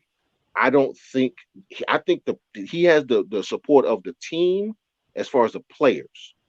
I think that the people in them offices upstairs that he works for, I think there's some stuff going on, because there's people up there who want Wentz to start and he doesn't want Wentz, and so I think there's some internal politics, and he's going to lose that fight, by the way. Yeah. They have injury. They've had injury problems the last 2 years. You can't do anything when you have injury problems. To key players, but also Carson Wentz. They can't eat that contract. Well, the financial repercussions for eating that contract is ridiculous. It doesn't start until the extension doesn't start until next year, I believe, and he makes 30-something million in the first year of that deal. Yes, but the thing is, they're gonna have to make a decision. Either Pederson's gonna go or Wentz is gonna go. Somebody has to go. Do you trade him? Is somebody taking that contract? Well, no. If he's willing to renegotiate the contract, right, to make it a lower cap hit, so he can go to Indianapolis, I think he would do that. He wants to go to Minneapolis because his offensive coordinator is the head coach. Right. How old is that quarterback? He's 28. 28. So how many more years reasonably does he have? He's got like 4 more years left. And how many more years on this contract? Huh? The contract doesn't. The extension on the contract, Bishop, doesn't start until next year. Right. And how many years? 4. It's at least 4. At least 4 years on this contract. 4 years, and it's 128 million, and he got like a $50 million signing bonus. Yeah. And it's guaranteed. Yes. The first year, bonus money. Right. The first year it's 33 million. The next year is a little bit less. Uh-huh. But if you cut him, you got to eat a lot of money.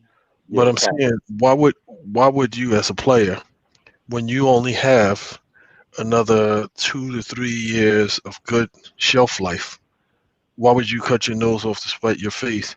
It's like you made it. You know what I'm saying? Whether you play it or not. He wants to start, though. He wants to start. And because, I mean, listen, quarterbacks are playing until they're 36, 37 years old. So is he that guy? Fitzpatrick is still in the league, and he's like 800 years old, and he's still in the damn league. So right. Yeah, Carson Wentz can start anyway, but he wouldn't be starting anyway. Yeah, but Carson Wentz can listen. He's going to get 2 more starting jobs, because people kind of keep bringing up the fact that he was almost an MVP in 2017. Because every conversation about him starts with, "But that in 2017 he would have been the MVP. He would have been it." So they're going to keep giving him chances. That's the first thing. So if it behooves him, if he truly wants to start, to renegotiate the contract so the cap hit is lower, so he can go to Indianapolis. Because if he goes to Indianapolis and balls out, the first thing they're going to do is rip up the contract that they just renegotiated and sign him for more money. Because that's what the NFL does with quarterbacks. Right. Ronan said that he should go to San Francisco or the Colts. Yeah, I agree. But wait, San Francisco, don't they have to eat Garoppolo's money? No, actually, they can get out of that contract now.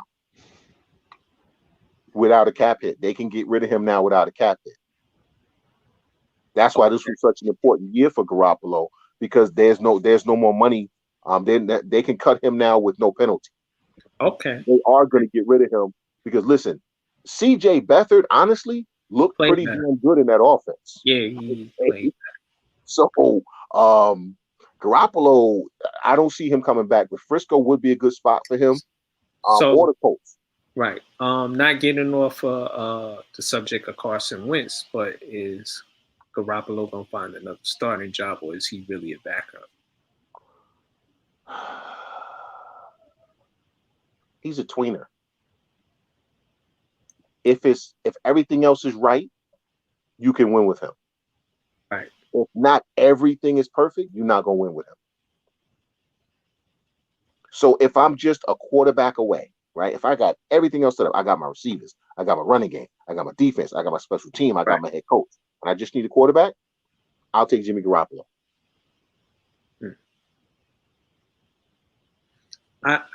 He fits what San Francisco was doing, especially when everybody was healthy. Right.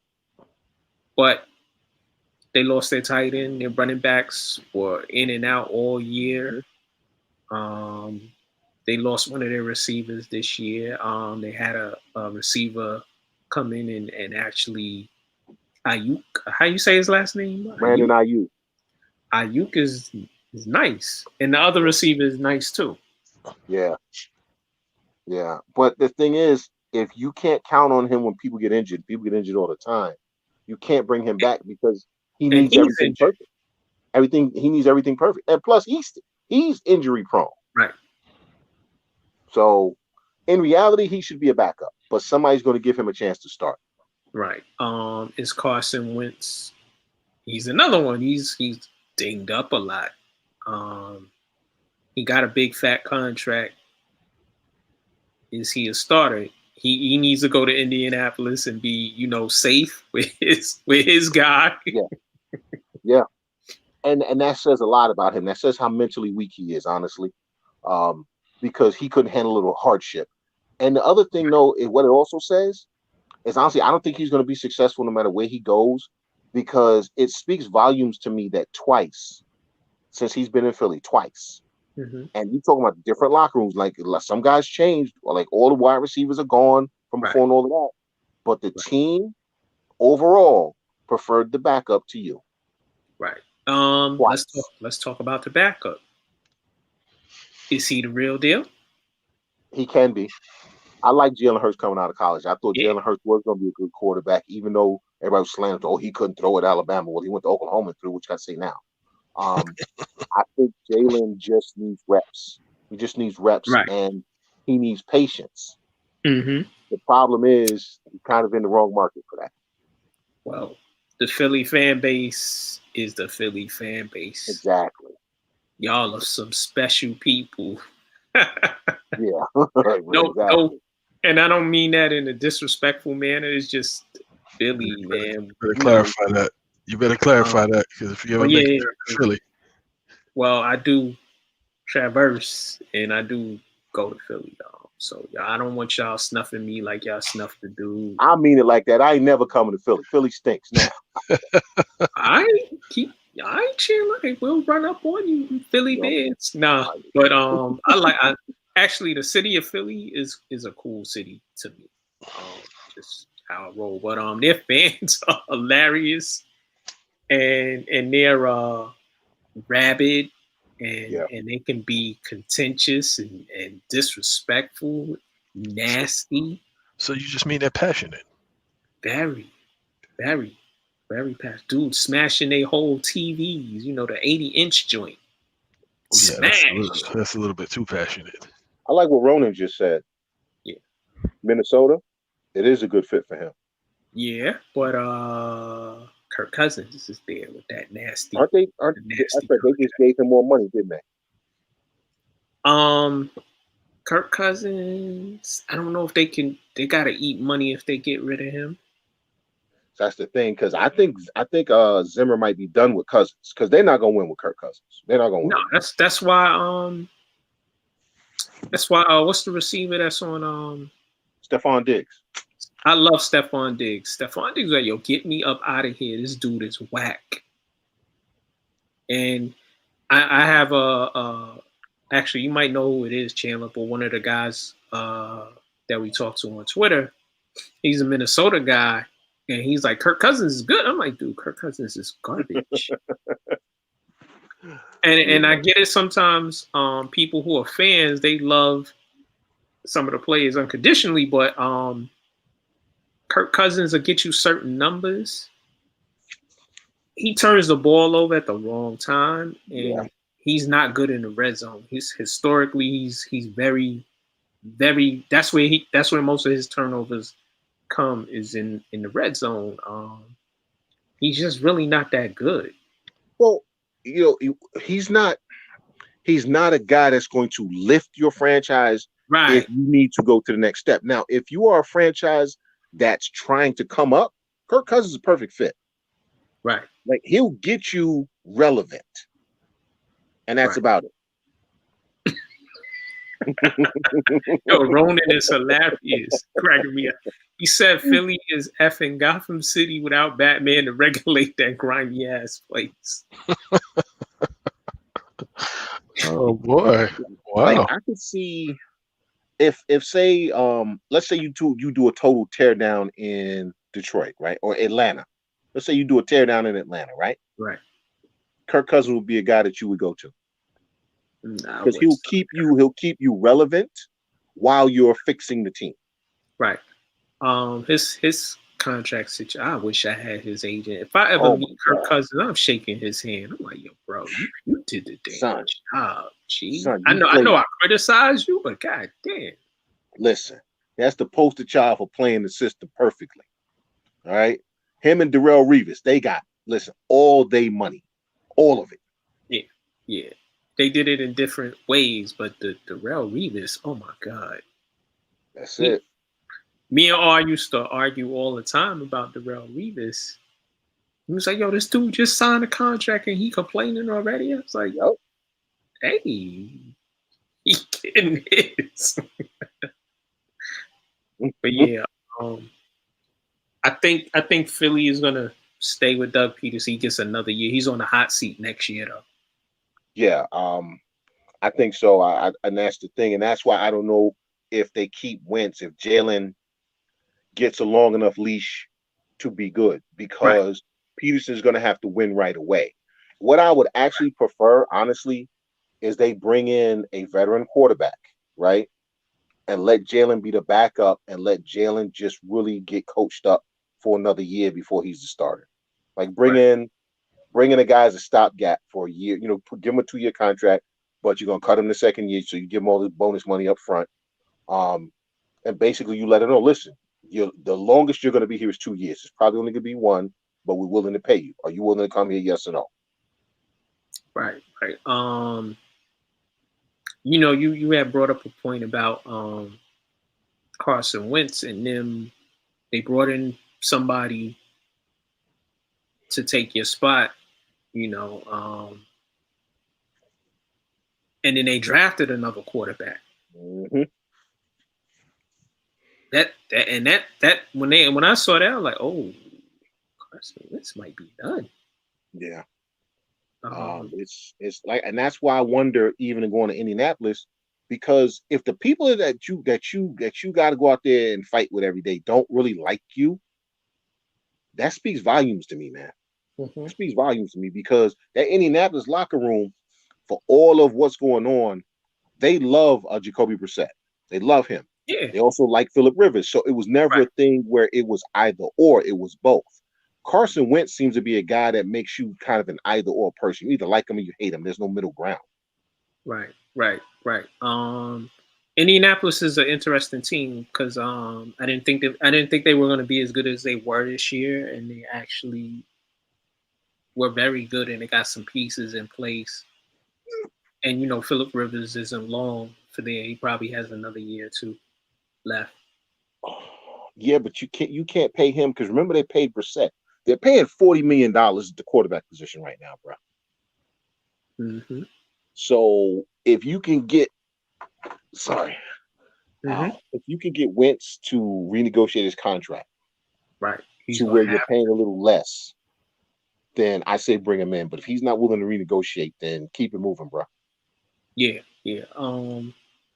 Let's move on. The LA Chargers fire head coach Anthony Lynn. I got brothers that the Anthony Lynn firing is more, they think, racially motivated. And then I look at the record and I look at how he's coached. And I always want to see a black man do well. I always want to see a black man get a fair shot. He got a fair shot. Yeah, he did. He's well respected, so he'll bounce back, get another job. I don't know if he might be one of the few who can get another head coaching job, but it might take a minute. But I'm not mad at this firing because we called it. Yep. Yeah, I love Anthony Lynn. I love everything about Anthony Lynn. All right, even going back to when he was a player. Okay. Right. But he screwed the pooch, bro. Right. They should have won 10 games every year he was there. Even the year they won 12 games, they left 2 games. They lost 2 games they should have won. They should have won 14 that year. Right. Every season there were between 2 and 4 games that he mismanaged into losses. I think you either called me or text me this year. And we spent like a half hour talking about how, look at what he's doing. Yeah. He got a fair shot. And when you have this young quarterback that they have, who is going to be good, and by the way, that's thanks to Anthony Lynn, coaching him up and also running an offense that was designed to highlight what Herbert did well. Right. But you can't get this kid used to losing close games. You can't have the team get used to losing close games. Right. Because it becomes a self-fulfilling prophecy. Right. And let's be real. It is racially motivated because other people get a longer leash. We know that. Yeah, and that part of it is true. Yes, as a black head coach, you don't get that leash. Right. It's very short, and he got 4 years. Some guys would get 6. Sometimes with the fact that they won the last 4 games of the season, other people probably would have been brought back for 1 more year. Right. For instance, Matt Nagy. Right. Matt Nagy's going to get another year. Matt Nagy shouldn't get another year, but he's going to. Right. So I get that part of it, but I'm not mad at the fire. I can't say that. I'll put it like this: if we take everything else out of it, put this in a vacuum, does he deserve to be fired? The answer is yes. Right. I can't ride for mediocrity to bad, and he was mediocre. Yeah. And it is what it is. Maybe the Chargers wasn't the organization he should have gone to. Like we talk about markets and teams and environments, and the Chargers just haven't seemed like a team to me that want to win, because they, over the last 20 some odd years, they've been blessed with a lot of talent, and they just, whatever reason, they just don't. Well, a function of it, because I was stationed in San Diego. A function of it is the fact that the son took over for the father some years ago. When the father, Spanos, was in charge, they were still cheap, but they wanted to win. The son is cheap and only cheap, so it's not about winning for the son that's running the team now. It's not. It's about making money and maximizing profit. Because in reality, if you truly wanted to be a successful franchise, you would have stayed in San Diego and just did with the state. Because that Charger fan base is very loyal. Yeah. Okay. Yeah. Very loyal. Very loyal. So I was stationed out there for years, and they were selling that stadium out when that team was trash. I was getting ready to say that stadium always sell out. To go to LA, and then you got another team going to LA who's more Rams used to be in LA, so Yeah. And even though the Chargers started in LA, no one's old enough to remember that. right. Except for me and you. Yeah. People, and even I forget that sometimes that they started in LA. So, yeah, but Anthony Lynn should get another chance as a head coach. He really should, and the hope is that he learned or learns from this. What I would like to see is him get hired. Say if Bieniemy gets a job, I would love to see him go to Andy Reid. Right. Do you think, not segueing off the subject a little bit, Raheem Morris in Atlanta, does he get that job? Should he get that job? He should get that job. He's not going to, right? But he should get it. He shouldn't have been fired in the first place from Tampa Bay, but nope. That's just me. Nope. But the owner already said something, and he acted like it was a joke. It wasn't a joke. When they asked him, did Raheem Morris have a shot at getting the starting job? He's like, yeah, if he goes undefeated the rest of the way, really I'll consider him. Was his exact statement. Right. So you really meant that. Yeah. Raheem Morris ain't getting that job. He should get it. He deserves to get it, but he's not going to get it. Right. Charges. And you know what's going to happen, Chandler. They probably going to hire somebody, and he's going to make this kid a superstar. Actually, if they don't hire the right coach, Justin Herbert's going to regress, because the one thing Justin Herbert, he has a flaw, and that's why I didn't like him in Oregon, is that he will throw a bad interception. Right? He will throw the bad interception. And what Anthony Lynn's offense did was it kept him from feeling like he had to throw the team to a win. Like his yards came in the Florida offense. It was never just drop back throw, drop back throw, drop back throw. You know what I'm saying? He was rolling them out. He was moving the pocket. He played to his strengths. If they hired the wrong coach who says, hey, you're going to throw us to a championship win with your shoe, and they don't have a balanced attack, Justin Herbert's going to regress, bro. Right. Well, they got a good running back, got good young running back. They got good. Their offensive core is good. They got good receivers. Yeah. We'll see. Let's move on to one of the dudes I just don't like. Jacksonville Jaguars fire head coach Doug Marrone. The owner, what's his name? Shad Khan. He said that I believe, and y'all tell me if I'm wrong, he's gonna do what the Jets have done, where the GM and the head coach separately report to him. Yeah, because he wants to be more involved in the decision-making process. It does not work. Do not hire the coach without hiring the GM first. What he's going to do? What he's going to do? Doug Marrone, I was talking to one of the brothers in the group, in our Facebook group, and he's like, he's a decent coach. I'm like, no, he's not. And it is true that Jacksonville was being cheap, especially on the defensive side of the ball, because that year they went to the AFC Championship game. They were loaded up on defense, and they had Fournette as their running back. And they didn't want to pay any of those guys, and some of those guys left. Some guys are still there and mad. And Doug Marrone showed who he was in Buffalo. He walked away from them, and also people in Buffalo did not like him. Players did not like him or respect him. Nope. And what? Yeah. I understand why the owner said what he said, because he had Coughlin there, and Coughlin was telling him one thing, but then as they kept getting rid of players, I think he started finding out that Coughlin wasn't telling him the truth. Well, actually, they were crazy because he had Coughlin as a top executive. They had a GM also, right, and a coach. So what are you doing? Yeah, he had a bunch of people, and he let them do what they wanted to do. He basically let them run it, and they ran it into the ground.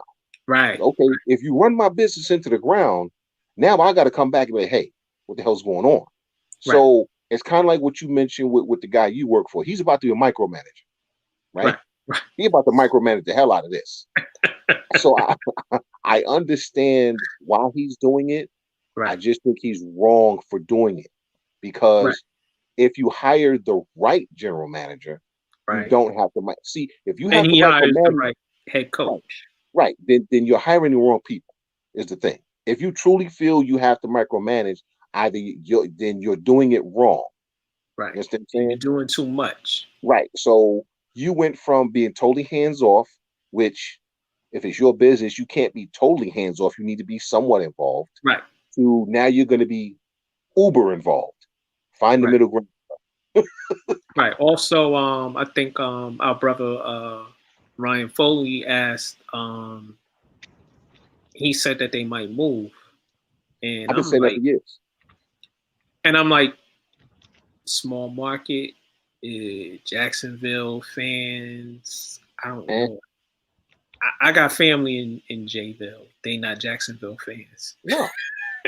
and it's nothing to do in Jacksonville. No, it's not. He's been trying to get that. I've been saying for years that he's going to move that team to London. Well, that's what Ryan said. Probably London or New Mexico, or not New Mexico, but Mexico, the country. Yeah, which the NFL wants to do. They want to move. They want to move the franchise to Mexico. Yes, they do. They do. And that's going to be the franchise that moves. Right. I truly believe that's going to be one that moves. They've been playing. They're basically the London Jacksonville Jaguars because they play in London every year. Right. Bishop, you said something? No, I said good luck with that. Good luck with what? With the move to Mexico or UK. Listen, that fan base down there is rabid. They got 100,000 seat stadium. Well, why you don't think it? Why you say that about Mexico, Bishop? Yeah, Mexico is soccer, football. No. They're ready for the NFL franchise. Yeah, but they've been trying to do it for at least 5 to 7 years. They've been wanting to make a move down. Every time they play an NFL game there, the game is sold out in minutes. Tickets are sold out in minutes. Yeah. Minutes. It's a rabid NFL fan base down there because, again, remember that, again, I was stationed in San Diego. It's not that far from Mexico. A lot of people go back and forth. Listen, the NFL has tremendous support in Mexico. If you move a franchise there, you will make money. Right. What city is the stadium in, Shannon? They probably put it in Mexico City. Which is proximity to what United States? I'd have to look it up on the map, dude. I don't forget. Okay, but it's not hard to get to. It's in a good place. But they would probably go Mexico City. Yeah, man. Listen. Stadium. Huh? Listen, they gonna go where the money is. I really don't think England will work because of the travel. It's only a 2-hour flight, man. Nah, it's longer than that. No, it's 3 hours. Well, it's a shorter flight to London than it's California. Depends where you are coming from. That's There's a shorter flight to London than there is going East Coast to West Coast. Isn't it 5 hours from here to New York or more? No, it's less than 5 hours. It's less than 5 hours. I'll look it up, but it's less than 5 hours. It depends on where they're at. I think it's 3 hours from New York to London. You know what? I'm gonna do it from both coasts. Okay, and I still think it's, if you're coming from the West Coast, maybe it's the same amount of time as going east. But if you're in the Midwest or the East Coast, it's shorter than going to California. That's 6 hours and 50 minutes, dude. That's a long flight. Yeah. To where? From New York to UK. Right. Not 6 hours. Yes, it is. Actually, it's not 6 hours. Actually, I'm looking at. They showing me flights now. It's 7. Non-stop. Since when? Since forever, dude. Man, dude, it's not a 7-hour flight. Well, not everybody can fly on a supersonic jet. And where were you leaving from? I forget. I know it's taking me less than 7 hours. Yeah, not from New York. No, actually, it wasn't from New York. I don't know where the hell I flew from. From Los Angeles, it's 10 hours. Where the hell did I fly from? I might have already been overseas. So okay. You know, I've had 9 concussions, man. So I don't remember shit. I don't know. It's like, yo, I was in Paris and I went to the UK. Yeah. I might have already been overseas. Like I might have already been overseas when I took that flight. So I don't remember. Like I said, the traveling, man. That Okay. And the time zone, a different time zone. It's a 5-hour time difference. Still. You don't think that's a lot? That's a good question. No, that's a really good question. Hilarious. That's actually a valid question. Is the NFL in Mexico permanently a security risk to the players in regards to the cartels? That's a good question. That's a really good question. Chandler, what's one of those companies that outsource and they do security in the Middle East? You talking about Blackwood? Who? Blackwood. Yeah. Are you gonna have to call one of them companies? Depending on the city they put the franchise in, yes. Right. They might have to do that. Yes. That's why it's really going to be important if they do Mexico where they put the franchise. Right. Do you think Jacksonville is going to move in the next 5 years? I think in the next 5, yes. It's not shorter than 5, but I don't think it's too much longer. Is the owner from Jacksonville? No. Oh, he's Pakistani American. Right. But I believe he was educated overseas. I believe. Don't quote me on that. Right. He's not from Jacksonville. Listen, they haven't been able to establish. They've been mediocre since their inception in the NFL. Yes. They had a couple of years where they had some decent playoff runs, but yeah. Remember when always were blacked out in their own city because they could never get a sellout? But who's gonna? Is Jacksonville even? Are they even a legit team? Like, they had some pieces. Not now. They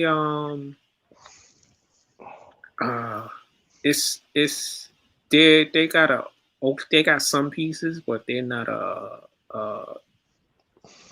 their players away. They need a lot of players. So they're at least 2 to 3 seasons away from making any noise. Depending on who's the coach. Who would you guys say can come into Jacksonville and turn it around? They need a quarterback. That's a good question. So 4. I was in Bahrain. It was a 4-hour flight. That's what I was thinking of. So never mind. What side of Brooklyn that's from? What side of Brooklyn that's on? That's it's been started now. Is that between Canarsie? That's over there by the pier. There you go. You know what? They're gonna draft Trevor Lawrence. Adam Gase. Somebody said Adam Gase can. Yeah. He turned around all right in the wrong damn direction. They're gonna draft Trevor Lawrence. Yes, they are. So, who do you want to coach Trevor Lawrence? Is the question. You need an offensive guy. See, and that's why I disagree. I think you need an experienced coach. That too. So I would go with the Jim Caldwell. He wants to come back. He's on record as saying I guess he sees what's out there and they're gonna hire Urban Meyer. I'm telling you this now. They're hiring Urban Meyer. The fuck for? This is going to be a spectacular train wreck in Jacksonville because they want to hire Urban Meyer. You heard what I said. It's the fuck for. Hey, I'm just telling you what's out there, bro. They want to hire Urban Meyer, but if they're smart enough not to hire Urban Meyer, maybe you get a young coach to grow with the team. Right. So I would go Robert Saleh, Arthur Smith. Yeah, Arthur Smith's gonna get scooped up by somebody. He's gonna be in the running at least for a job. Who you bringing as your GM is the question. You know who I would bring in as the GM, honestly, but he wouldn't take the job based on that structure. Mike Tannenbaum. Well, they're looking at Jerry Reese, and I'm like, so y'all already had Coughlin from the Giants. Now you want Jerry Reese? Who was the polar opposite to Coughlin, mind you, but I say Tannenbaum because Tannenbaum knows how to build a team around a young quarterback. Right. And not ask the young quarterback to do anything more than be a game manager. Right. Coughlin's problem is he was always an asshole. Exactly. And he became more of an asshole as time went on. The older he got, the worse he got. I didn't like him as a coach. We got lucky. He got lucky because it was going to be a full-on mutiny in New York when he was a coach, because he was doing silly stuff. Yeah. And me as a grown man, listen, I'm not sitting no certain way we ain't in school. I'm not in college. I'm not putting my hands on the desk. He want them, Bishop. They said he had them sitting like, your hands got to be on the desk and your feet got to be a certain way under the desk. High school. For a team meeting. High school. If the meeting is at 11 o'clock, because it's 11 o'clock right now, if the meeting is at 11 o'clock, you got to be there at 10:50. Professional ball players, huh? Yeah. Good luck with that. Yeah, and they told him, I think management said, hey, bro, you slow down with that. This is not the Army. These are not kids. And he had to relax some of that. And I think in Jacksonville, he went back to the match. They said he switched all the clocks. Yeah, in the building. Yeah. You're doing too much. That sounds like adult ADD. I ain't no psychiatrist or nothing, but that's what that sounds like. Some kind of disorder. He's a control freak. Some kind of disorder. I was stationed somewhere where they did that, where the clocks were literally 10 minutes fast. So no matter what you did, you was always late, unless you got there 20 minutes early, which was the whole point. But that's not something you do in the civilian world. I'm sorry, it's just not. Yeah, it's just not. Imagine if Coughlin was the head coach and Lawrence Taylor was on the team. I think LT would have punched him in his face and called it a day, but hey, Lawrence, why were you in the shadow last night? I'm always in the shadow. What are you talking about? I was there this morning too. Wasn't just last night. I just left there. Yeah. That's going to be interesting to see who takes that job or who they offer it to. Is a better way to put it. I'm interested to see who they offer the job to, because I have a feeling everybody they offer that job to ain't going to look like me or you. Nope. Oh, Ronan, this one is for you also. Jerry Jones has gone on record as saying that Dak Prescott has leverage now. Is he blowing smoke, or is this for true? Because he said after the 6-10 season, he's probably being facetious. No, well, it's true, but he's blowing smoke. Yeah. Dak had leverage. The minute Dak got hurt was when he got his leverage, because everybody found out that he was the reason that damn team was doing anything, number one. He also kept that locker room together. Like, if he had been there, all of the stuff you heard about people complaining about this, that, and the other, you wouldn't have heard that, because he would have kept that from coming out. You know what I'm saying? He was way more of a leader and more integral to that team than I think anybody realized. Right. Because he was the one guy on the team that everybody liked. I don't care what position you played, everybody liked him. And when you have somebody like that tends to keep a lot of things from happening, because when people want to complain, now they go to that person. And then that person will get everybody together. Okay, look, what's going on? It's that and the third. Well, he wasn't there to do that. And if you notice, ain't a lot of leaders on that damn team. There's not. Zeke ain't no leader. On the defense, a bunch of guys all complaining. The one guy that would have been Gerald McCray got hurt. And when you hurt, you can't really do anything because you're not really there. So, especially with the pandemic and everything. But Dak does have leverage. He had leverage all along, because listen, if you franchise me again, it's $38 million. Exactly, it's $40 million. So you paying me $40 million no matter what you want to do. So, and listen, I told these people who don't, for whatever reason, I guess they look at the statistics and they don't think Dak is all that. And I'm like, he's gonna get paid. Whether he goes a Kirk Cousins route or he gets signed by Dallas or he goes somewhere else, he's gonna get paid. He got $32 million for the franchise tag this past season. Yep. It goes up to 38.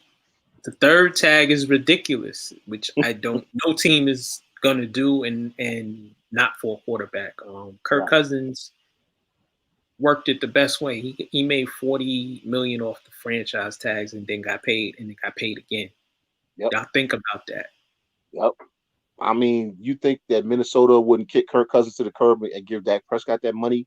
You think San Francisco wouldn't take him? You think hell, name a team, Jets, hell, Giants, Daniel Jones, you could go see yourself out. I mean, a whole lot of teams would pay Dak right now. A whole lot of teams. Right. Ronan echoes what you said, Chandler. Yeah, Dak does deserve. He does have the leverage. They went 6-10, and the players love Dak. Yeah. I mean, it's. And listen, I hate the Cowboys. I hate them. With everything within me, I hate the Cowboys. You say Cowboys, and but he deserves to get paid. If he comes back healthy, I think they might franchise him again. Which is the stupidest thing you could do. Yep. That's right. That's right. He's right. Right. I mean, you if you franchise him, you are basically hamstringing yourself. Who listen, they have other guys you got to pay. So who are you letting walk? Because you got to let some people walk. Right. So in reality, he only wanted a 4-year deal. Yeah, I know. But we know why he wanted a 4-year deal, because of the TV money, but because of COVID, salary cap might be lowered next year. Yep. And you know what I would do? I'd say I want a 3-year deal now. If I'm him, I'd do a 3-year deal. You're just petty, son. You just I don't blame you, but listen, I want a 4-year deal with a player option for the 4th year so I can opt out and get paid. So you want a Kirk Cousins? You want to do the Kirk Cousins? If I'm his agent, I tell the Giants, when we're accepting 4 years is with the player option for the 4th year, and it's our option, or I want a 3-year deal. Take it or leave it, or franchise me and hamstring your franchise. Well, they just I don't know what to say about the Cowboys. I mean, what are they going to do? What are they going to do at that point? You either don't franchise me and I become a free agent and I go somewhere else to get paid. Now you looking for a quarterback. It ain't Andy Dalton. Right, and you're going to be stuck with Andy Dalton or Carson Wentz or Sam Darnold or Mitch Trubisky. Right, or what's the guy that took his job? What's his name? Quarterback escapes my name right now. But yeah, they're gonna have to give him the 3-year, 4-year deal, $50 to $60 million in bonus money. Yep. I want 3 years. I want $120 million, and I want 75 up front. Right. Bow down. Well, they're gonna negotiate that, but dude, I'm telling. Listen, there is no negotiation. I'm telling you what I'm telling you the offer, and it's the only offer. 3 years, 120, 75 up front. It's a take it or leave it deal, or you franchise me. I'm not negotiating anymore, and I hang up the phone. You bastard! What are you gonna? I'm saying, what if you really think about it? When has a player ever been in this position where he can dictate the terms? It happens rarely, especially in the NFL. So if I'm his agent, listen, I'm swinging his hammer for all it's worth, baby. You got the hammer, use it. I agree. 3 years, 120, 75 up front. Miss me with anything else. You're Don't a hard call man. me. Don't call me unless you're telling me to check my fax machine. Or no, check my Email. check There my you go. email. For my e-sign document. You're right. Yeah. Right.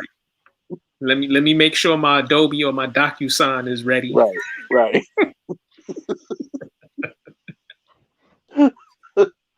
Man, listen. And all those his people in our group, they was like, he ain't this, he ain't that. I'm like, it's not about that. It's and it really wasn't. It's about the market. Yep. But you know the funniest thing? If the Giants had won 7 games. Yeah. Yeah, Drew Brees was. Yeah, you're right. What the hell? I forgot what I was going to say, so forget it. I just lost it. Something about the Giants winning 7 games. Oh. If the Cowboys had won 7 games and made the playoffs, you know what Jerry Jones be screaming? What? Oh, we good. We good. We got Andy Dalton. I'm telling you, the same people now saying pay Dak. If the Cowboys had made the playoffs with Andy Dalton, they'd be talking about, you can get rid of Dak now. Wow. Right.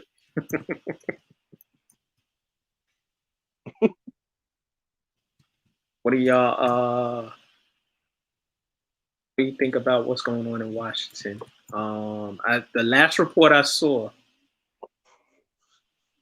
they said that they're gonna alternate quarterbacks. I'm sorry, what? Yeah. They're gonna alternate the quarterbacks. Okay. Like I said before, with everything else all being equal, and yes, we all understand that Dwayne Haskins was the author of his own demise. Right. Even without that, he was never going to be successful with Ron Rivera because Ron Rivera don't know a damn thing about having a good offense. Yeah. So, and I don't like Ron Rivera anyway. Alternate the whole team. They want it done. They're gonna lose Black at you in the first Except game. for Chase Young, you can have everybody on that damn roster. You can have them all. Well, not a running. I like the running back for it. Give me Chase Young. You could have everybody else. Yeah, they. When I saw that, I just started laughing. I was like, "What? You gonna alternate quarterbacks?" Because not for nothing. How does that tell work? me the last playoff game Alex Smith won. Oh wait, I don't think he hasn't won any. he hasn't. He's been terrible in the playoffs. Right. So how does that work? Depending on what play is called, that's what quarterback is in? Yeah. I guess he was like, "Yo, you gonna get the first series, you get the second series, Look, get the next 2 series, they're you gonna get the choose next for it. series, and They're gonna then you choose get the for it. They're next gonna play 4 rock, paper, scissors for the series. All right. Who goes in now? Rock, paper, scissors. Come on. They only do that in college and high school. Exactly. And it only works for one guy, and that was Steve Spurrier. Yep.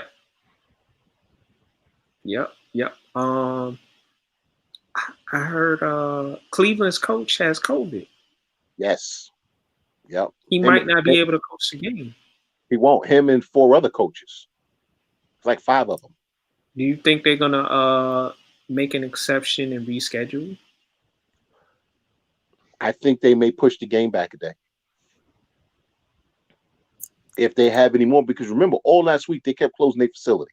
So they're due some more positive tests. I think what may happen is I think they may push that game. If they have some more positives, I think they'll push the game. So yeah, I think if they have some more positive, they will reschedule that game. Which only helps Pittsburgh because it gives them more rest. So Gives Big Ben more. But it screws them on the back end because that gives them a shorter time to play the next playoff game. Right. Because the whole thing is they want these games, they want the Super Bowl to go off on the date that they got scheduled. So now if you reschedule that game, you potentially hurting the team that wins because it probably won't be Cleveland. Now that team's playing with shortened rest. They lose the next game and you wind up, well, it was going to be KC anyway. But let's say for some strange reason that it's not KC. right? You're potentially either moving the Super Bowl or you're having a subpar team in the Super Bowl against the NFC. Right. And there were cases all around the league Yes. in the NFL where people were testing positive for COVID or have COVID. Well, I mean, dude, you got LA telling their first responders that if they come to somebody and they can't bring them back with simple CPR to not transform the ICU, basically you make an EMS make life. You got EMS out there black tagging people. Okay. Right. So you don't think that there's going to be cases in the NFL when you have cities that are telling their EMS people, we don't have any beds. So if you can't save them in the street, don't bring them in. Let them go. Right. There've been a few cases in the NBA. Kevin Durant. Yeah, you believe that? What it was is it's a close contact. This is a close contact deal. Right. He had it already. Right. Yeah. Okay, so I'm just saying, like, so they played on Sunday. They played Sunday? Yeah. The last game. They played Sunday. And he played in that game. And yesterday, was it yesterday? What's today? Tuesday? Yeah, today is Tuesday. Yesterday we got the notification that's contract tracing. He's not going to be able to play. The next 4 games. For the next 4 games or whatever it is next week. Dude, like, so when did you come in contact with that person? Was it the day after the game? Because again, it's kind of like, okay, well, if it was before Sunday, then he should be sitting out, and someone that should be sitting out because he was on the court playing. Yeah, but when did they find out? Is the thing. Yeah, but if he's come in contact with somebody prior to Sunday, he played on Sunday. Yes. So that means that the people that he played the game against, his teammates, they all should be in quarantine as well. Well, they are. Maybe. No, they're not. They played tonight. Oh, they did? Yeah, they played Utah. Yeah, they played tonight. They beat up on Utah. But again, it's right, that's why I'm saying, like, it just doesn't make sense to me. It doesn't make sense to me. Right. Like, Ronan said the NFL doesn't care about the welfare of the players or the coaches. They don't care about post-COVID health issues with the players, and neither does the NCAA. It's all about the money. It's with all of them. Yeah. Yeah. Go ahead, Bishop. Finish going off. I'm just saying, it just doesn't make sense. So they found out that he came in contact with somebody. It would have had to have been sometime Sunday. Okay. Because then they made the announcement on Monday that he was going to be out. So it would have had to have been on Sunday. Is contact tracing that quick that they would find out that he had contact with somebody on Sunday and say, hey, you're not going to be playing for the next 7 daes or whatever? Actually, the contact tracing, once they find out, is because they're using a lot of electronic devices for it. Like there's apps and whatnot, and they give them sensors that will basically GPS trackers that can determine where they were at any given moment. Well, that's what okay, if that's the case, I'll give you that. If that's the case, if that's what the NBA is doing, you may be 110% correct. They played on Sunday, right? And they came up with the determination on Monday. They played Saturday, and they came up with determination on Monday. So it would have had to have been somebody on Sunday, because if it was prior to that, then so they didn't have any practice, they didn't have any team meetings, they didn't have anything on Sunday, and then they just come up with this determination on Monday. It's kind of fishy to me. Doesn't seem square. Because I'm looking at where they play. Kyrie takes a lot of shots. It's like Kyrie is the guy and Kevin Durant is the supporting cast.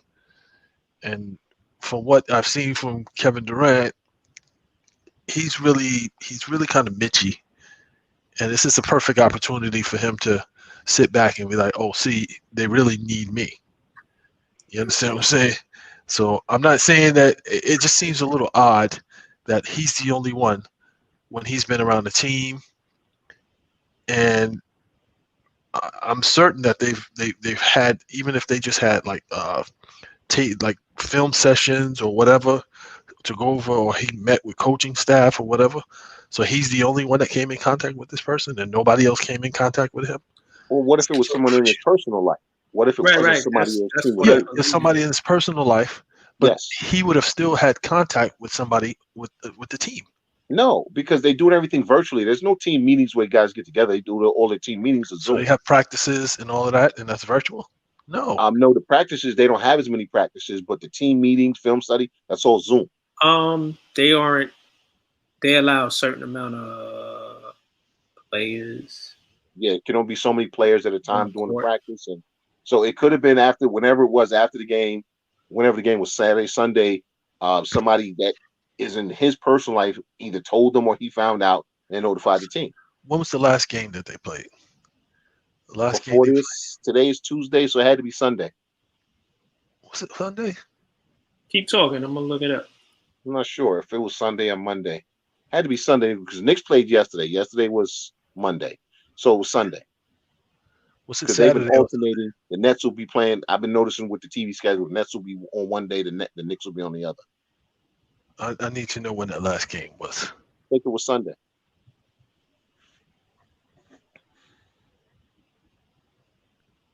Go ahead, y'all. Keep talking. So it was Sunday. Yeah, it was Sunday. Okay, so it was Sunday. Yes. So he played a game on Sunday. Yes. And then they came out and said Monday.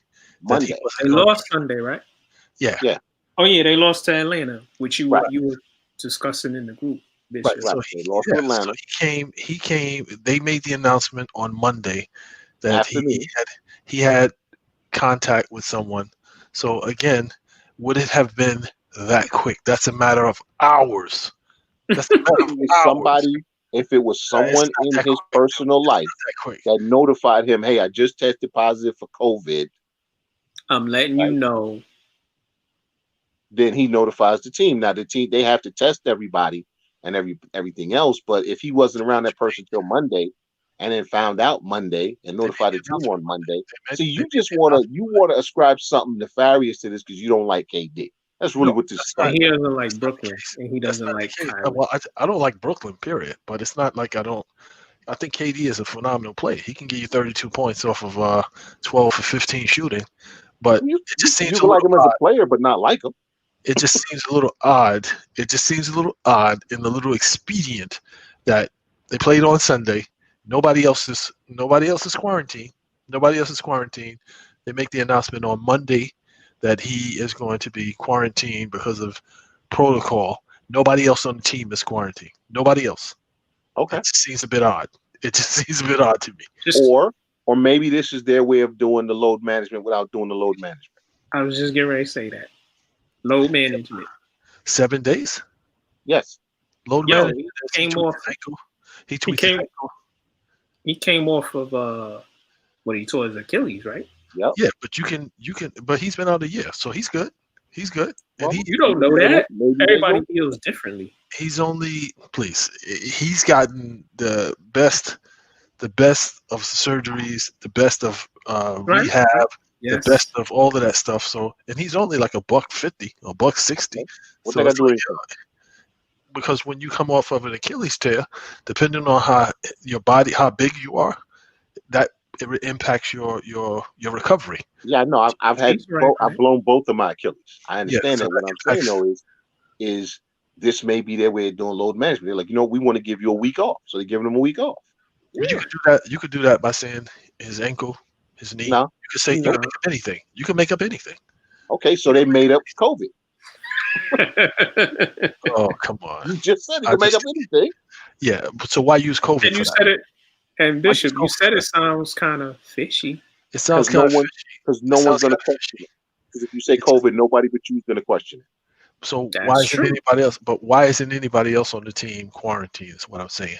Because they've been around. They've been around KD. Right. From Sunday. So you mean to tell me again that the window between the game on Sunday and them making any announcement on Monday That would have meant that he found out overnight, and they came up with this announcement on Monday that he would be quarantined. From what I understand, Bishop, when they arrive to the stadium or to the wherever they practice at, wherever their practice facility is at, right? They get swabbed and they go sit in their car and they wait. And he had a negative test. He had a negative test, according to what I read. He had a negative test. Right. Yes. Right, but he still has to be quarantined. My the job I have, one of my coworkers during Thanksgiving, he went to Florida. When he came back, the marshals at JFK or whatever airport he came from, they told him he had to self-quarantine for 14 days. Yep. So he was like, he threw stuff into disarray, and then he threw some of his stuff into disarray, like you gonna lose. Not that it's the same as the NBA, but he was gonna lose vacation time and sick time, and various days he could take off. He was so he went and took a test somewhere else, and he was back in the office. I would say he missed almost a week, but not a full week. Mm-hmm. But these are the measures we have to take. It just seems a little peculiar. It just Only seems you, a little bit peculiar to me. I'm just saying. You're a hater. No, it just seems a little bit peculiar that they played on Sunday night, and then Monday they say he's quarantining because he had close contact with somebody who has been COVID positive. And it's like, okay, so when did you find out that this person was COVID positive? Sunday night? Because you played the game. He was at the club. He was at the club, bro.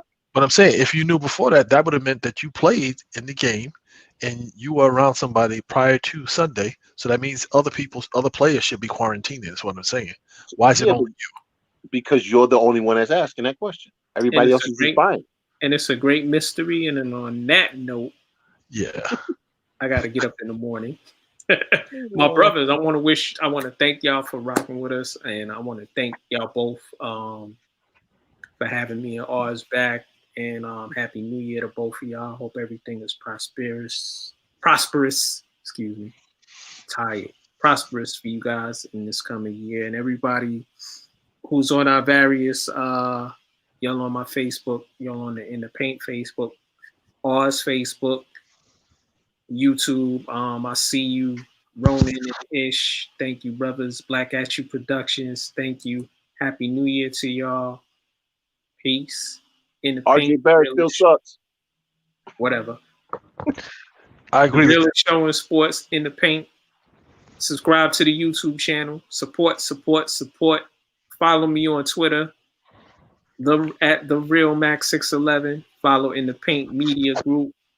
And follow Mr. the angriest black man that I know at Real R Jones. Peace, y'all.